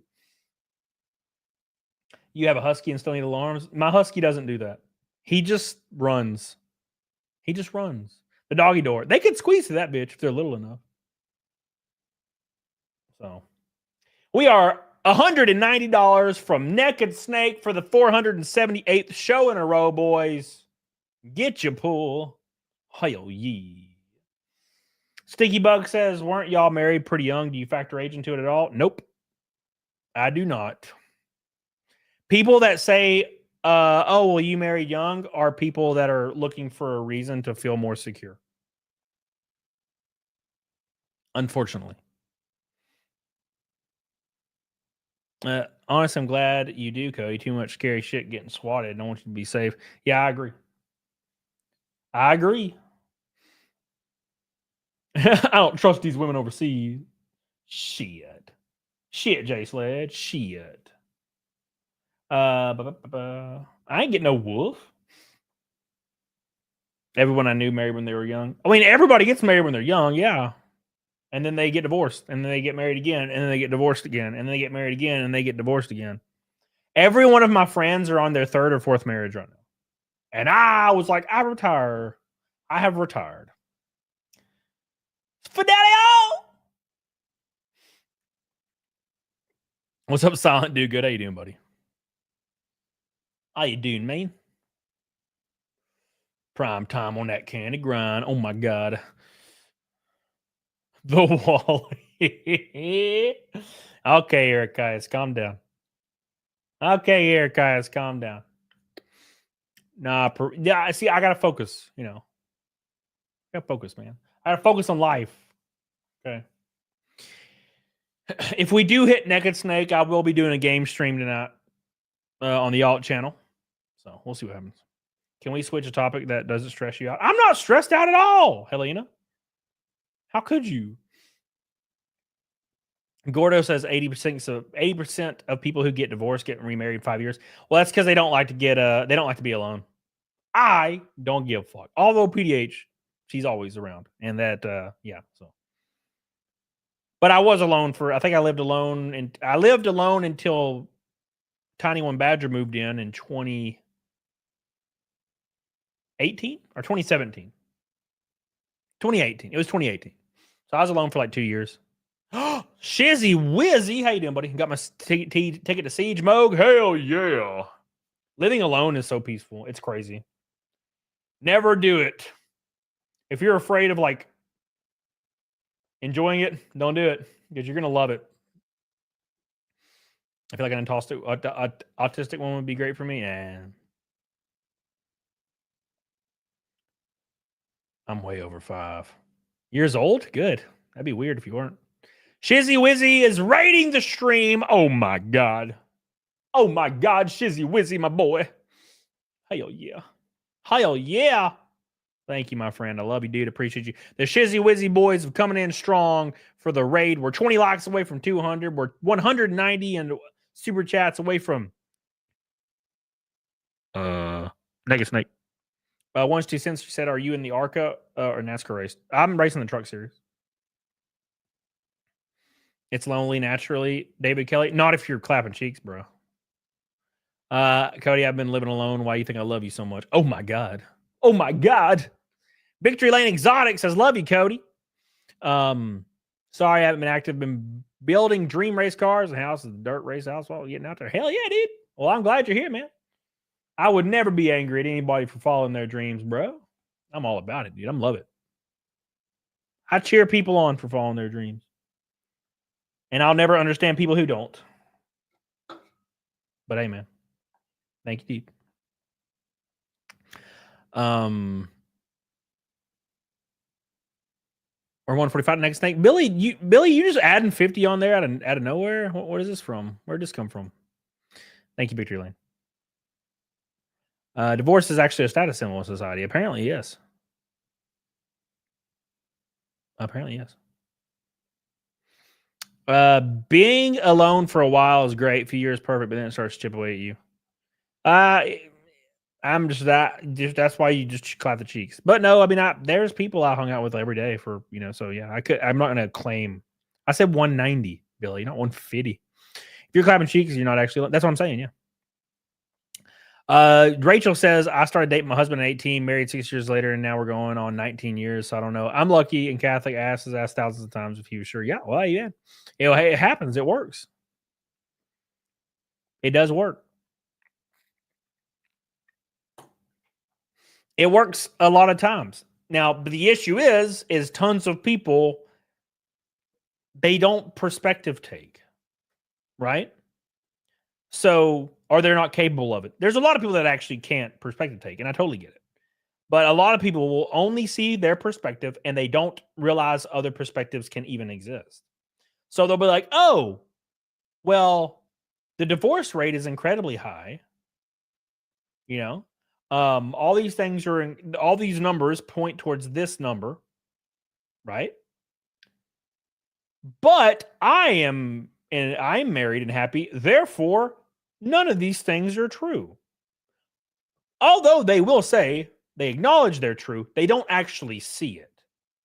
They just understand it's true, but that understanding of the truth of the matter doesn't factor into their actual their perception. It doesn't actually exist.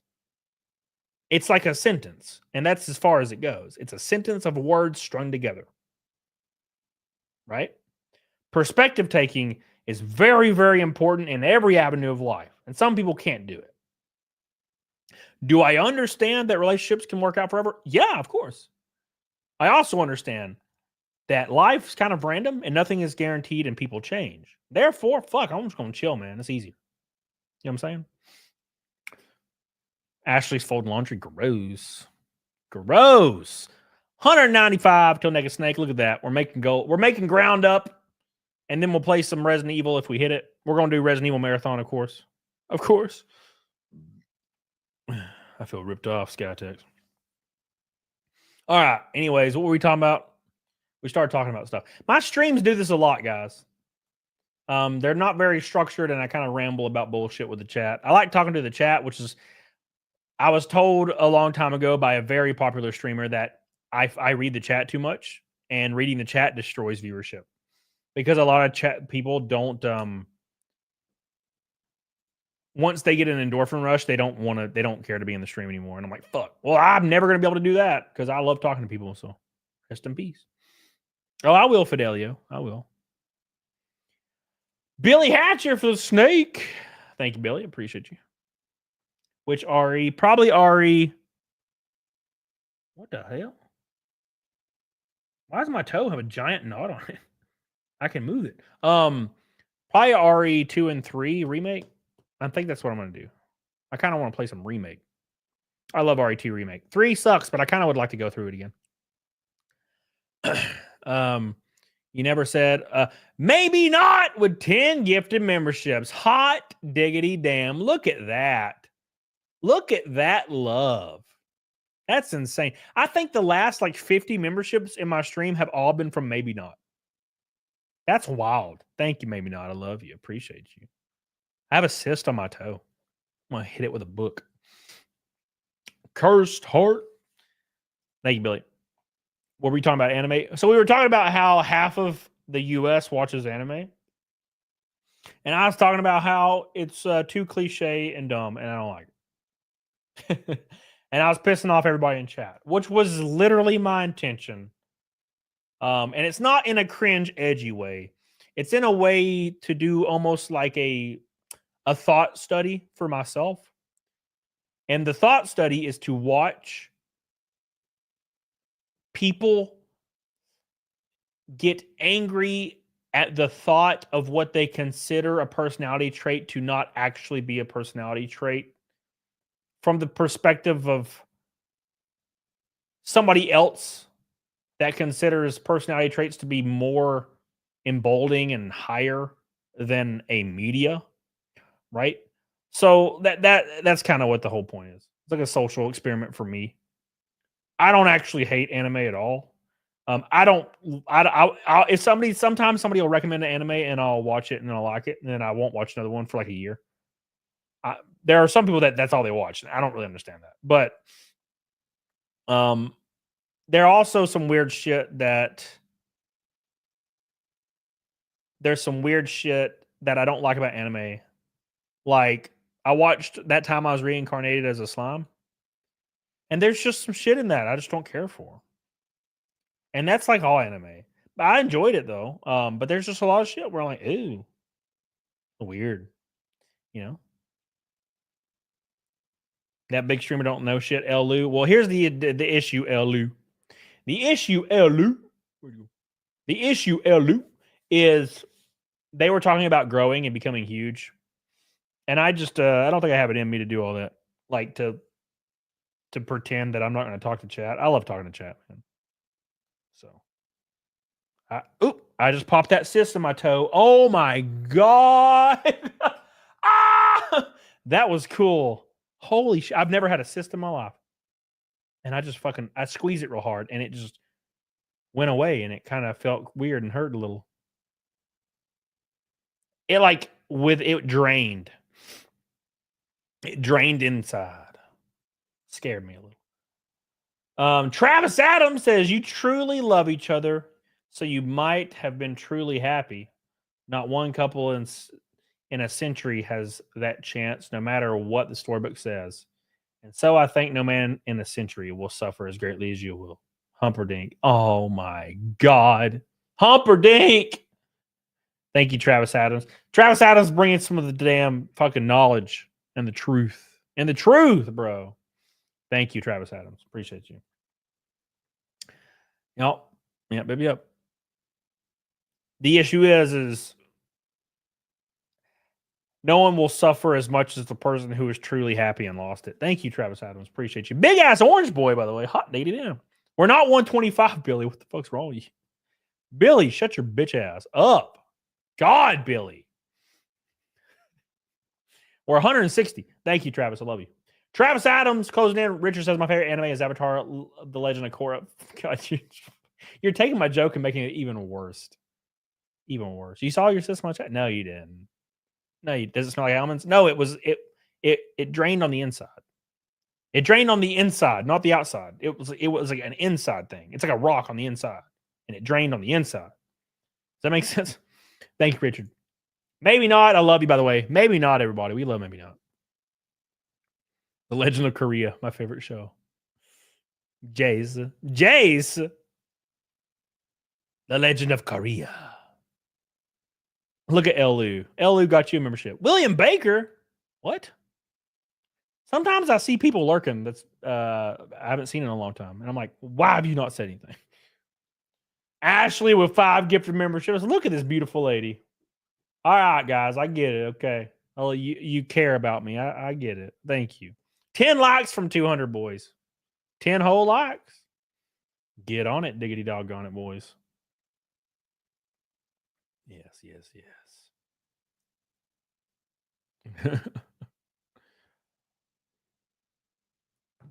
Thank you. Thank you, maybe not. I love you. Thank you, maybe not. I love you. Appreciate you. And thank you, Ashley. And thank you, Richard. And thank you, Travis Adams. I appreciate you guys so much for all your love and all your support. You guys are the GOATs. And you're too good to your boy. You're too good to your boy. Thank you. Oh, man. Korea TV shows are pretty good sometimes. The only thing Korean TV shows need to work on is their death scenes. They are so fucking silly. Like, sometimes they do them pretty good, but, dude, they do them real bad sometimes. It's, like, awkward. They get really awkward sometimes. Beep, beep, beep. You know what I'm saying? No.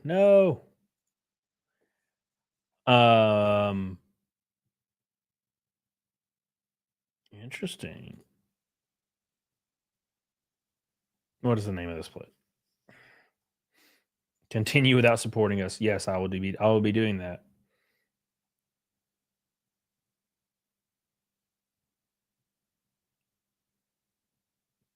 Interesting. I love when people that are writing articles about a specific thing have to be like really poetic in the beginning of the article. It's like, dude, shut up. You're not a fucking writer. Eat my ass. Anyways, sorry. Thank you, Ashley. Beep, beep, beep, beep. There's a little lump of shit at the chorus, so it'll make it worse. No. Trump needs to ban anime. Agreed. All right. Beep, beep, beep, beep, beep, beep, beep. You ever watched a dub series on Netflix only to randomly watch another one with the same dub voices? They have different faces. So I watched a TV show called, I think it was called Kingdom. And it was a zombie show, kind of. And it was Korean. But dude, like when people die, the death scene's like 20 minutes long. And they're laying there and the other person's holding them crying for 20 minutes. And it just gets really, really weird. And they're like giving a monologue for 20 minutes. Tell my father, blah, blah, blah.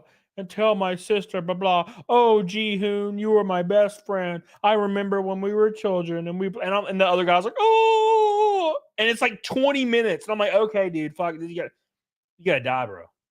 You gotta die. Because like, I was sad for like a minute, and then I'm like, oh, God, this is fucking getting weird, dude. You know what I'm saying? So I stopped. I stopped. Couldn't do that shit anymore.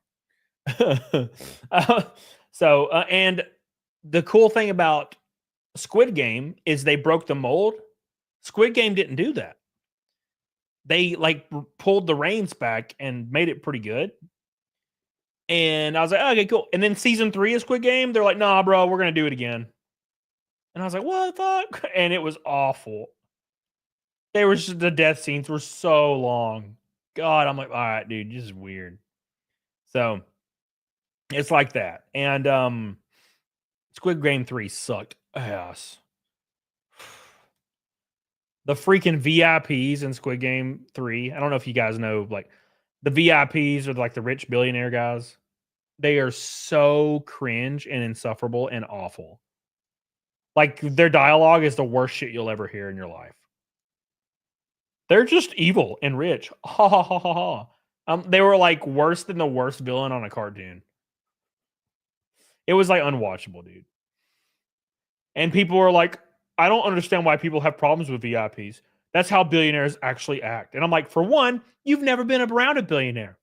You're just saying shit because you're angry. You're like Sean, who hates billionaires because they're rich and he's not. Isn't that right, Sean? Isn't that right, Sean? No, but people just hate billionaires because they're jealous of billionaires because they want to be a billionaire, but they don't want to put in the effort and also the luck that would ever be involved in that, or even doing a tenth of it. So they're like, oh, well, billionaires just evil and cringe. So actually, they're totally evil and cringe. And I'm like, oh, okay, cool. Actually, if you probably ever really met a billionaire in like real life or a multi-millionaire, they probably actually have really over-the-top personalities and they're really outgoing. How the fuck do you think they got to that point? By being weird and cringe all the time? No. It's so damn silly to me. Oh yeah, billionaires are actually the weird ones. I'm the normal one. The wage slave.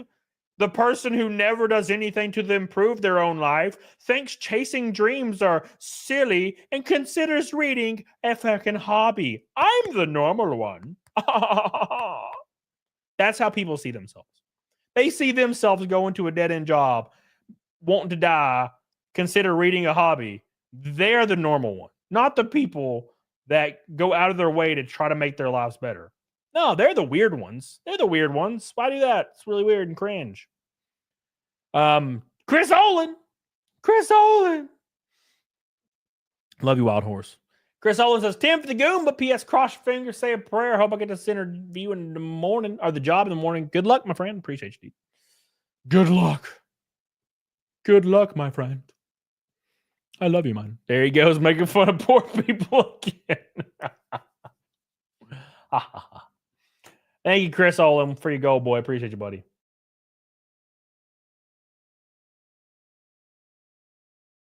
I can't even click stuff. Uh-oh, something's broken. I'm about to freeze, I think. Damn all of you pores. There it goes. Oh, that's the one that opens. That's nice. The pores. Look, dude, there's nothing wrong with being poor. Okay. The only thing that is wrong is when you're not actively trying to better your situation. At some point, in some small way, man. You don't have to change the world, but in some small way, you're working towards something that's going to make your life better and your family's life better. That's it. It's not that fucking hard. And there are people out there that literally will not do that for 20 years. It's been 20 years and they haven't done a single fucking thing to even remotely go forward. Those are the people that suck. And those are the people that are making fun of billionaires and millionaires for being innovative. That's the difference. At least the poors didn't become Mecha Hitler on X. That shit was crazy. It was crazy, man. Are we eating popsicles? Ashley, did you change your picture? What the hell? We've just been trying to get more crust than a crust of bread in the basement for years down here. No, dude. For example, here's my example. You go to the gym, you start learning how to lift, you start working out, you start getting in the groove. That's one of the things. Go to the gym 2 or 3 days a week. Start getting involved. That's one of the things. You're working towards improving yourself in some way, shape, or form. There are people out there that get up, they're late for work, they haphazardly do their job, they get home, they drink until 4 a.m., 5 a.m., go to sleep, wake up, go to work, haphazardly do their job, come home, drink, go to bed. Fucking, there is no goal, there's no end in sight. Fucking that. You know, just fuck that until you die. And you should be ashamed of that. 1000%. You should be completely riddled with fucking shame, and you should want to die.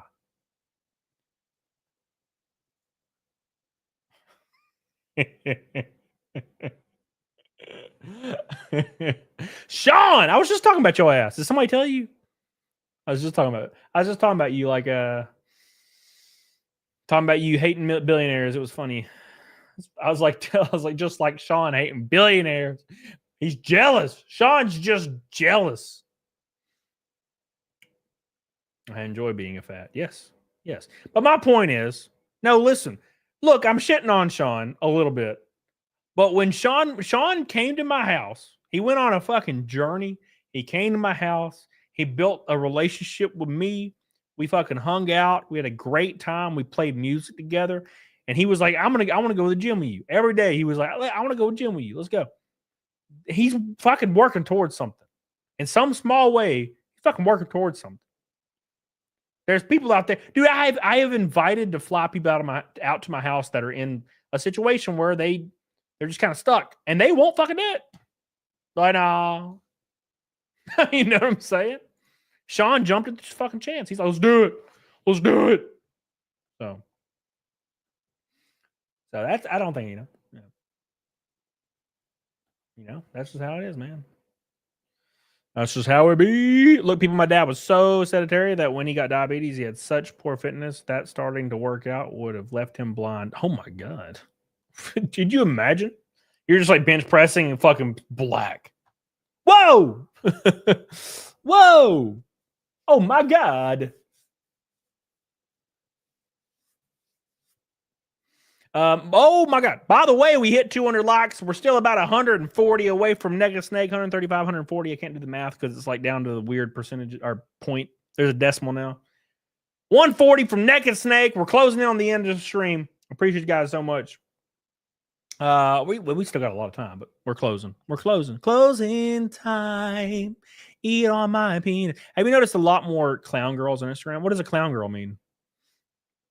What does a clown girl mean?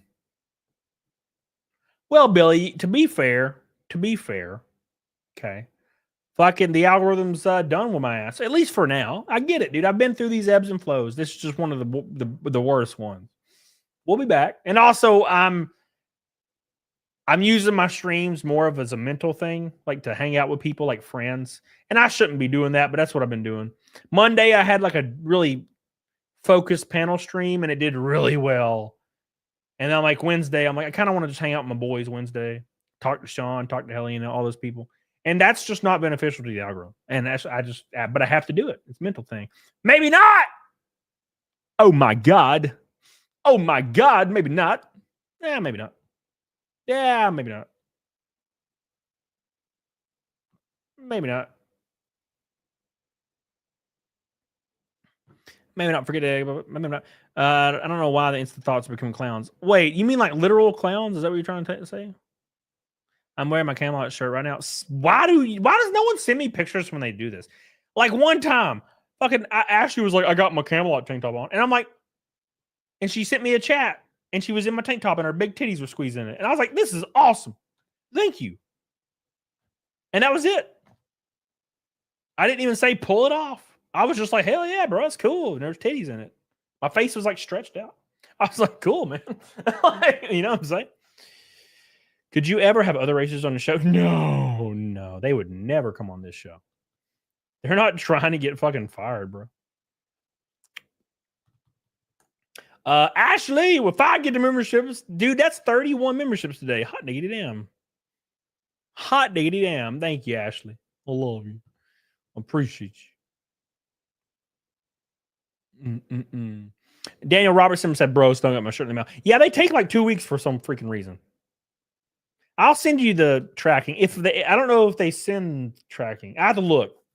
So the way I had to do it, Daniel, is I had to buy it, but I listed your shipping address. It's very weird. And it was awful because I had to do it all separately for everybody.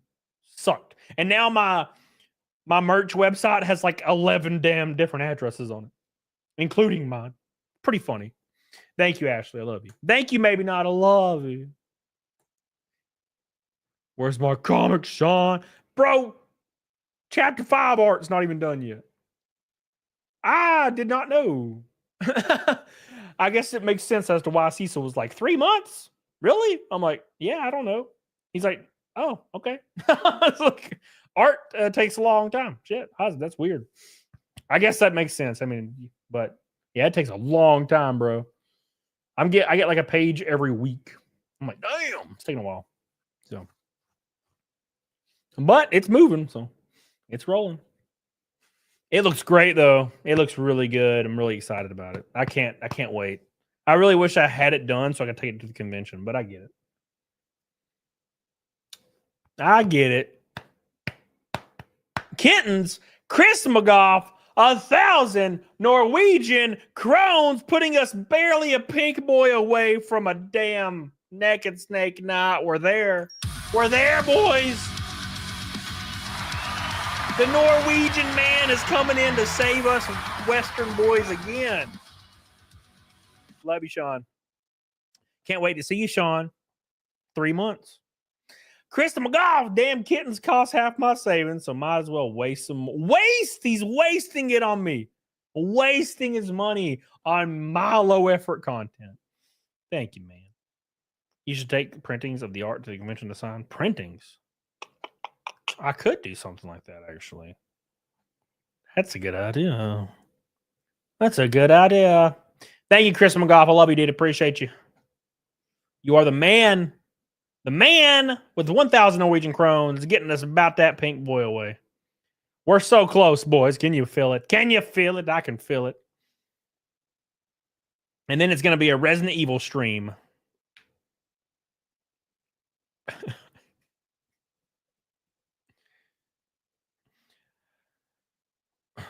All right. Okay. It's Prime Week. What the hell does that mean? Oh, yes, it is Prime Week. So Prime Week is apparently falling. It's being dethroned. And I'm like, well, yeah, it takes 5 days to ship. So I just go to Walmart now. So look, I know it's terrible for the employees. I get it. But the issue is if you built your service off of 1 day shipping and that shit goes away, you're going to lose. You're going to lose a lot. And you're going to have to readjust. And that's what they're doing. And it's fine. But I don't buy shit off Amazon anymore. I'll just go to the store. I did buy the boom mic arm, and I got a really good one, but it's like a foot shorter than my other one, so it barely reaches over here. It's very sad. I need to put it on this side of the desk, I guess. But then it's going to cover my face. It's going to be like, blah, blah, blah, blah, blah, blah. It's going to be like up here, coming down. Oh, you know. Hi. Just joined the 2 Fort server. What the hell's a 2 Fort? What's a 2 Fort? I don't know what that means. Switch 2 wasn't on Amazon. I had to actually go to Target. Ugh, gross. Eat on leg day. Team Fortress 2. Oh my God. I was always the heavy. Every time. Always. Always the heavy. With my sandwich. My sandwich. Thank you, Chris McGough. Hey, man. We love you, Chris McGough. I appreciate that, dude. I really, really do. You the man. It kind of, yeah, Chris McGough, I get that. But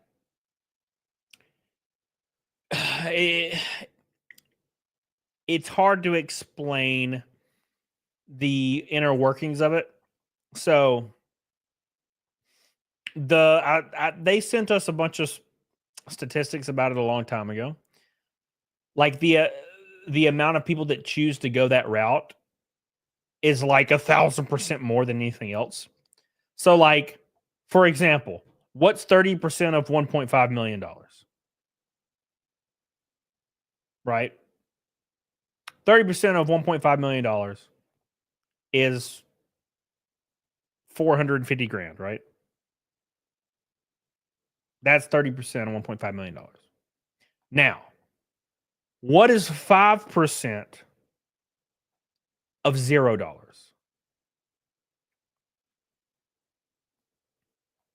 And that's the reason super chats are important and why they work and why everybody relies on them.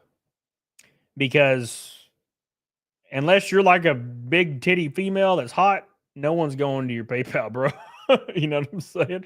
Or else you wouldn't need a following or to be even monetized to do streaming full time, right? So that's the way it works, unfortunately.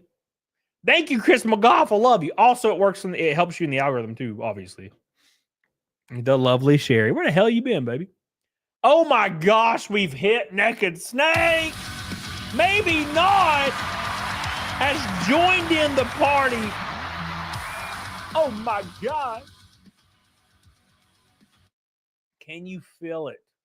Can you feel it? Can you feel it? And can you feel it? Oh my God. Maybe not. I love you. God, I love you.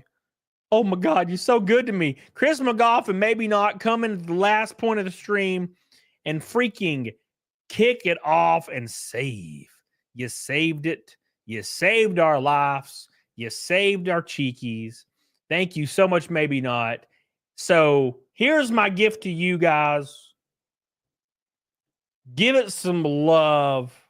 We're going to give some love to the people in the chat. Here's some memberships on my ass. I love you, and I appreciate you. And we have triggered the Resident Evil stream. And I do know that... Oh, ow.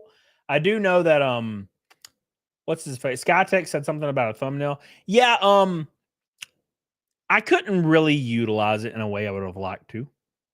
Right? So the issue is it has to be a thumbnail.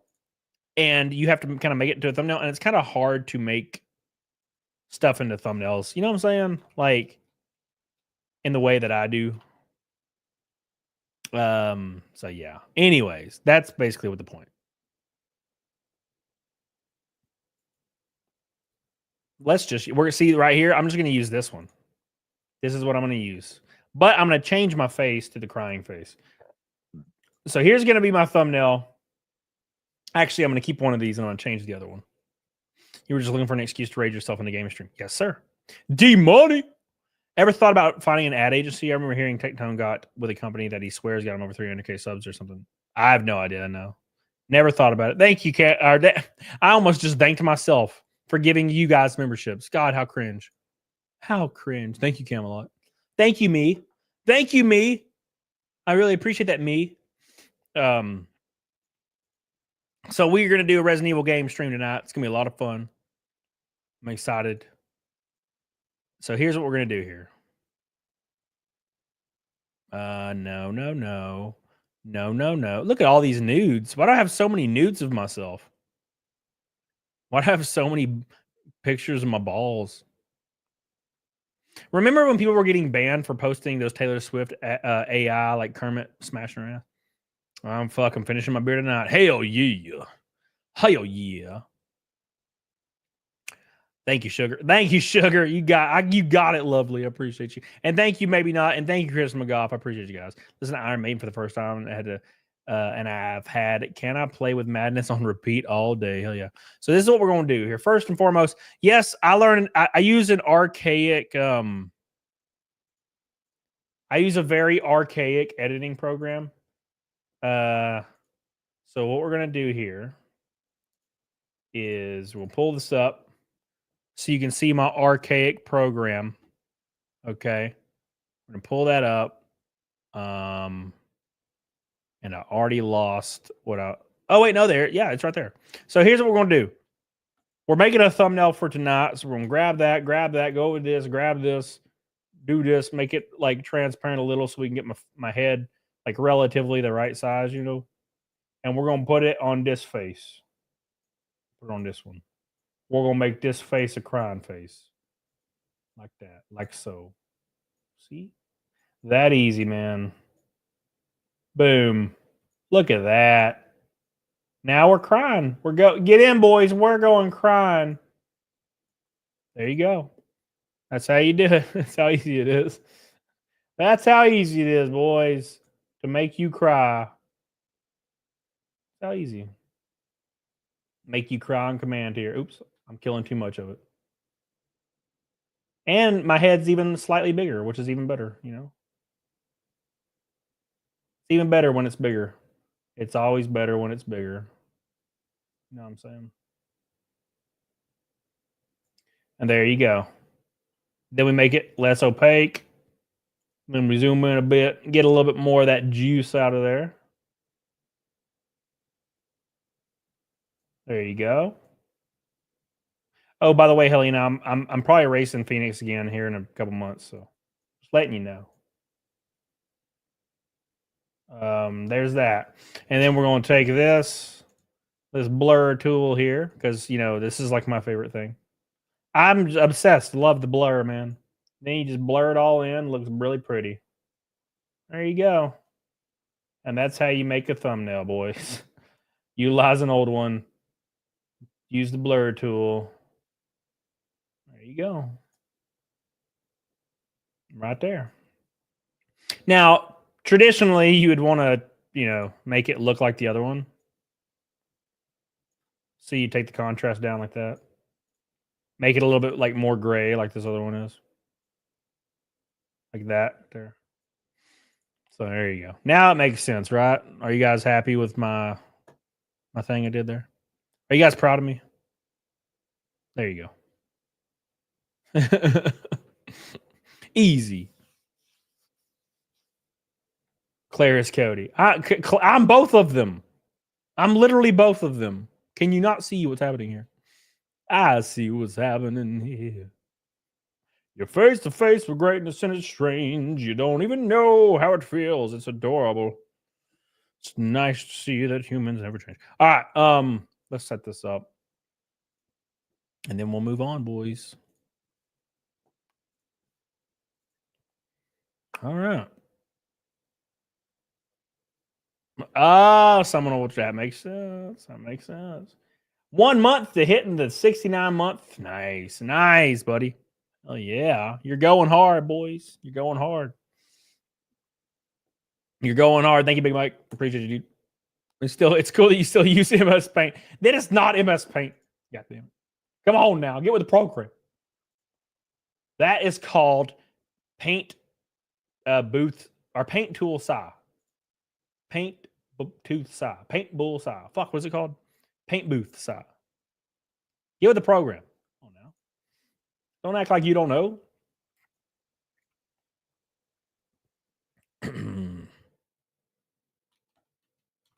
More people.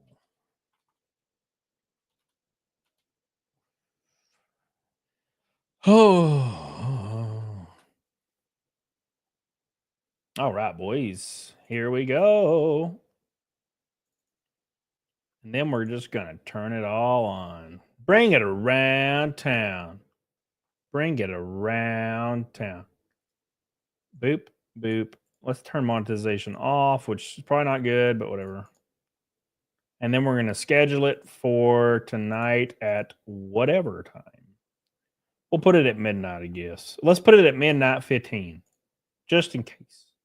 That date doesn't exist. I'm shocked. All right. All right. Well, cool. We're good. We got it covered, boys. Now let me change back to my normal channel, or else YouTube's going to crash. By the way, guys, don't forget, I will be in Greenville, South Carolina, July 18th, 19th, and the 20th for the Southeast Game Exchange. It's going to be fun. My NASCAR stock car will be there.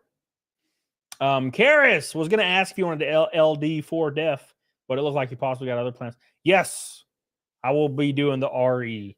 I I got to finish them at least. So I do love Left 4 Dead though. I do love Left 4 Dead though. Thank you, Karis. Appreciate you, buddy. 1 2 cents.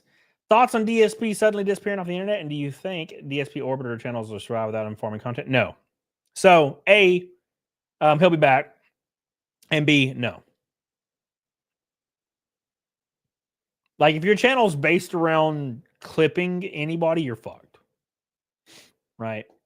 So Xbox controller, PS5, Xbox. Yeah, I use an Xbox 360 controller on PC. Thank you, 1 2 cents. Thank you, Karis. I love you guys. Appreciate you guys so much for all the love. You guys are the goats. Appreciate all the love today. I really, really do. He's like a cockroach. He'll always be back. He'll always be back. Did you guys see the goofy video of me playing guitar on Twitter? So I finally decided to like get my studio kind of setup kind of going. So as a test for just the volume levels, I just hit record and played like with a Firewind song, and then I hit unrecord. And it sounds pretty damn good.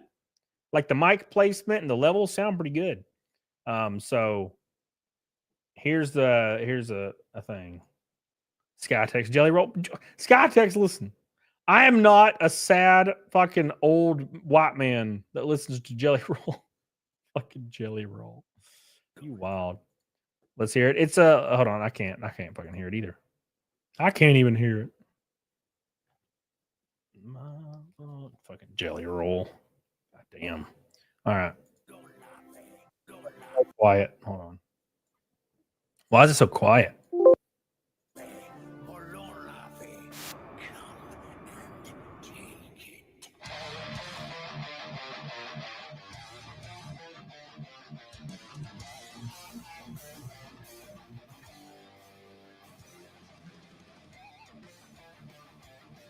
Yeah, it's so freaking quiet. I don't know why it's so quiet. Like, it's very strange, actually. Everything's turned up on my end, like maxed, and it's just like really quiet. It's specifically Twitter. It's specifically Twitter that's really quiet. But at any rate, yeah, I just hit freaking record and just went, and it worked pretty well.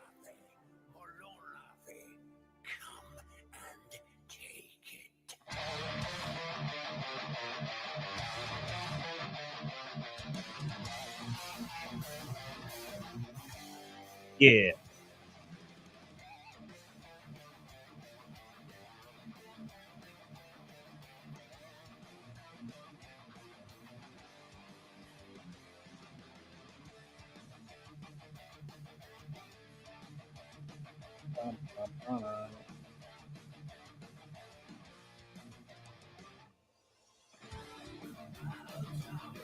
Up.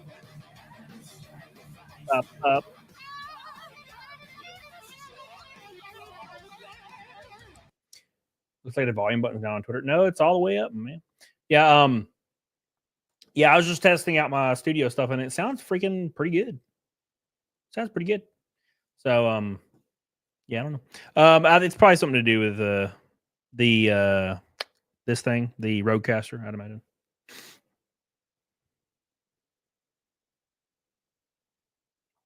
But anyways, yeah, it was pretty cool. I was pretty happy. You don't really ever just turn on a thing and it works. And it kind of just worked right out of the box. So I was pretty happy with it. Oh, it'll definitely get hit with a copyright claim, but it's fine. It happens, man. It happens, man. Volume's terrible in the video. Yeah. It's apparently louder on Twitter. It's probably because of this setup, my Rodecaster. And I don't really know if it's like what I hear, but it's always kind of hard. It's probably the recording, but it's hard to say. I know on Twitter it's really freaking loud. Like if you just listen to it on desktop. So beep beep beep beep. All right, boys, let's do some Naked Snake. Hell yeah, dude! You guys ready for some Naked Snake in your lives? Because I'm ready. My chest is really hairy though, so get ready for that garbage. Got my hairy chest out and ready. It's really cringe. I just haven't shaved. You know, sometimes you just don't shave, and that's where I am in life, just not shaving. We ready. We ready. Thank you, David Kelly. Appreciate you. Yeah, I just randomly shredded some stuff. But I do plan on I plan on recording some stuff and really getting it tight. I know the video is a little bit, you can tell the video is a little lagged. And because I literally pulled up OBS and I hit record and then played. That was it. That was all the steps involved. So there we can make it a little bit better.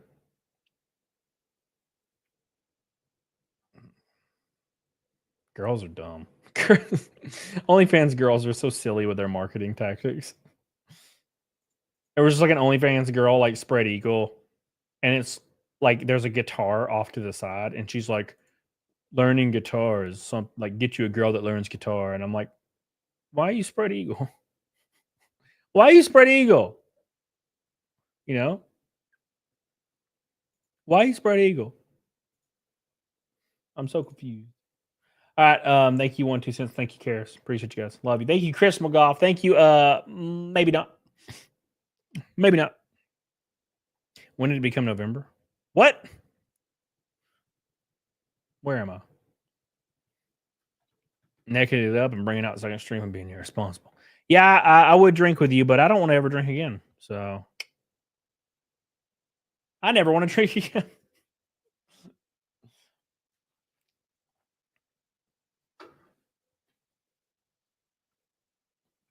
I don't want to drink ever again after 4th of July. No, thank you. Shit about killed my ass. I hate blacking out, man. That is such an awful feeling. So, you said that last year. Well, you know how it is. You know how it is. Make sure you guys like the stream, by the way. Don't you never want to drink again after the 4th every year? Yeah, that's true. That is true. That happens a lot. I probably should just give up on it. What did you do? I blacked the hell out.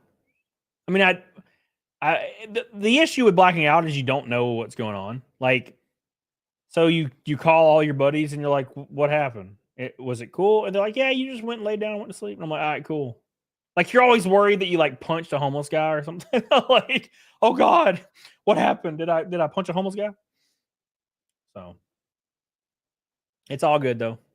Big shout out to Chris McGough for the 1,000 crones. Love you, dude.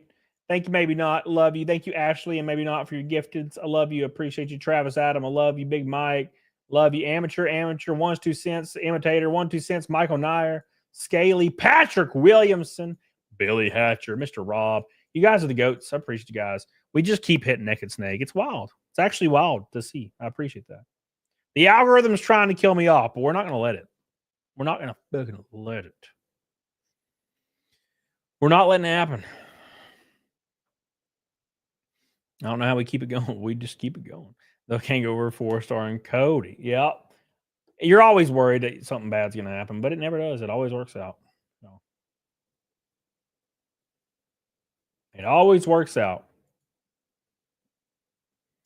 The belief keeps us alive, Multi-Maldi. I appreciate you. Well, I mean, hey, man, you'll have moments where the algorithm's like, go fuck yourself, right? And you'll also have moments to where you'll have 3,000 people in the chat. You know what I'm saying? But those things don't last very long, right? Did I fucking classmate? Yeah. That's how you feel, man.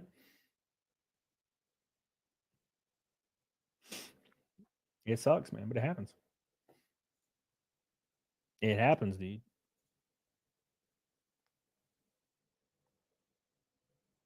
Ba-da-da-da.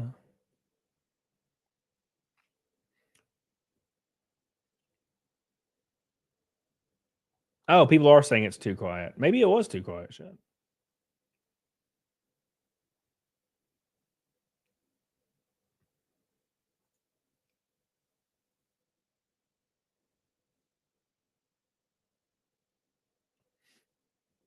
You want to see the example? You want to see the an example of how I mute people? I mute people when they're completely like the things they say have literally nothing to do with any post at all. I will literally post on Twitter a meme about fucking ice cream or something, and somebody will be like, aren't you friends with Nick Rekieta? And I'm like, are you fucking autistic? Like, if I've just had a stream Monday. I had a stream that Nick Rekieta came on my stream, and we just talked about bullshit. That person could have commented on that post, but they don't. They comment on the most random shit possible. And you can literally almost see them, like the actual embodiment of the person. And you know they're like barely functioning autistic. They're like, don't you're like Rekieta. And I'm like, that post, it's not about, I'll have a post in the future about Nick, and you could comment that and it would make sense. But like, what the fuck? It's not even about Nick. It's so dumb. It does. People just don't know. They don't understand. They don't know how to do it, man. They just don't know how to do it. There's a way to troll, and it's effective. Like, we were like, nah, bro, I'm gonna be literally borderline fucking brain dead when I troll, and like, you're just gonna get blocked or muted by everybody, and it just doesn't help.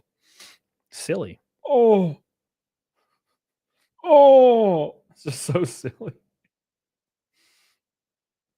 Thank you, maybe not. I love you. Make sure you guys like the show, please. Please like the show. Appreciate it.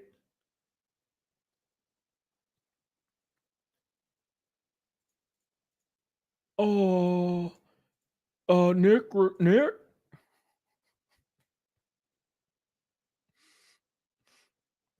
and saw the new Superman. I enjoyed it. Somebody comments down, aren't you friends with Nick Rekieta? Oh, it's like, what the fuck? Anyways, saw Superman. You know, like, picture it in real life. Like, can you picture like that situation in real life? Like, you're like with a group of friends, or just people, and they're having your mutual friends. 10 people. Let's say it's 10 people, right? And you're like, hey, I went and saw a new Superman. And then somebody's like, oh, dude, how was it? And they start like, oh, Superman, yeah, I don't know. I like Henry Cavill Superman. Oh, and then somebody just interrupts in the group, and they come in and they're like, aren't you friends? Aren't you friends with Nick Rekieta? You'd be like, everybody would be like, what the fuck? What's your name again? The Kevin? Are you lost? Like, did your parents drop you off? Do we need to call somebody? Are you friends? Are you friends? No, okay. It's like, bro, you are in the wrong room. That room's like fucking 3 doors down. Like, woo, these people wild as fuck. Oh, like, did you actually see Superman? No, I have no interest in superhero shit, man. I'm done with that shit for like life. Rekieta was an autist magnet for a reason. For some reason, being a complicated person now makes you hard for them. Well, it's parasocial shit, man. It's important. It's really important. And it's for entertainment. Like, I'm not pretending I don't understand, but like, a lot of people are like, this is entertaining. I follow this because it's entertaining. And then there's some people that are like really, really like mentally ill. And like, they find a group of people that are finding entertainment in it, and they take it a step further because they are trying to fit in, and they're doing the a few good men thing, you know? Or was it called a few normal men or a few regular men? Anyways, it's a book about World War II. They take it a step further because they're trying to fit in even harder to this group that they found that they might be able to align with. So they're like, haha, this is funny.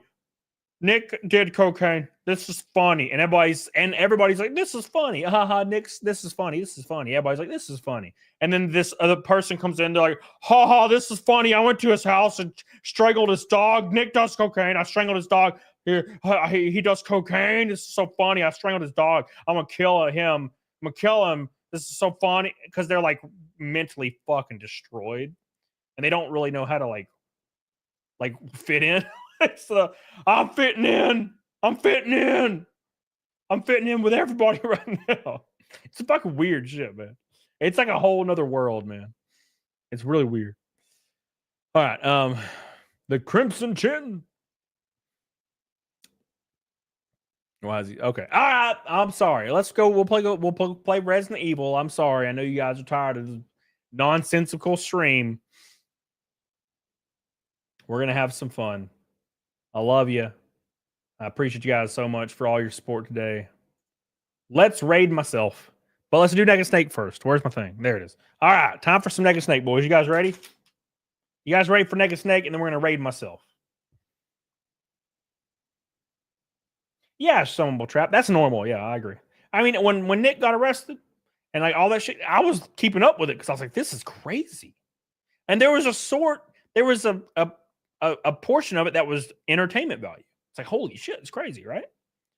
But then people like start to fit in with a group of people that are like being nefarious, and they go way harder because they're like, they don't have the mental filter to like stop it. This is funny. So they're like, I'm gonna go kill him. I'm gonna kill him and myself. Like, you know what I'm saying? Like, you're like, whoa, hold on, Gerald. Gerald, no, Gerald, we're laughing, Gerald. This is so funny. We're laughing. And they're like, yeah, but he's evil. He's bad. And it's like, yeah, we think that, but we think in a funny entertainment value, Gerald. This is for fun, Gerald. And they have to like calm Gerald down. Gerald's like, no, he's actually corrupted and bad and evil, and I should kill him. And it's like, no, Gerald, no, you're fucking. If you kill him, we won't have any more entertainment, Gerald. The entertainment goes away if you kill him, Gerald. We can't kill him, right? Like if you go to one of these Reddit pages or like forums about Nick, every comment's like kind of meme. They're like memes, like trolls. LOL, Nick, LOL. And then there's like another comment that's like, I can't wait till Nick fucking dies and chokes on his blood while his kids cry and they watch him die. I fucking hope he dies. I can't wait to fucking masturbate when he fucking dies. And I'm like, Jesus, whoa, boys. This one's not funny at all. Crazy. Gerald, hold the fucking phone, Gerald. And there is some people on the forums, Reddit, they'll be like, oh, whoa, hold on, Cujo. But some of them do. There's some people in there crazy as fuck. And it's because they're fucking super suffering from mental illness. Like they are crippled with mental illness, you know. JC, great stream. Time for Naked Snake again. Here we go, boys. Damn it, Gerald.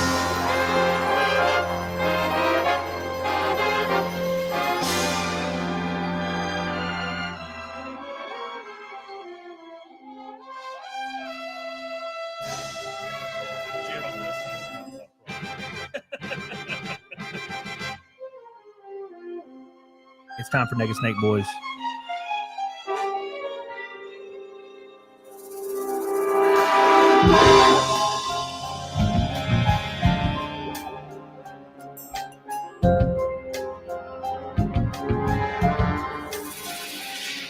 What a thrill with darkness and silence through the night. Donna. Shadow Cat! I'm searching and I'm melting to Here we go, boys. What a fear in my heart, but you're so supreme. I give my life, not for honor, but for you. Oh, yeah. Oh, yeah. In my time all day, there be nobody else. Helena, cry. It's the way I fly to you. 1, 2 cents. Oh my God. I'm still in a dream. Snake eater. Ashley! Someday we'll go through the rain. Someday you feel on a tree frog. so good, a trial to survive. Oh my God. Oh my God. I give my life, not for honor, but for you. Molly. In my time, everybody else, yeah, cry. It's the way I fly to you. I'm still in a dream. Snake eye. Oh my God! Can you feel it? I can feel it. I can feel it.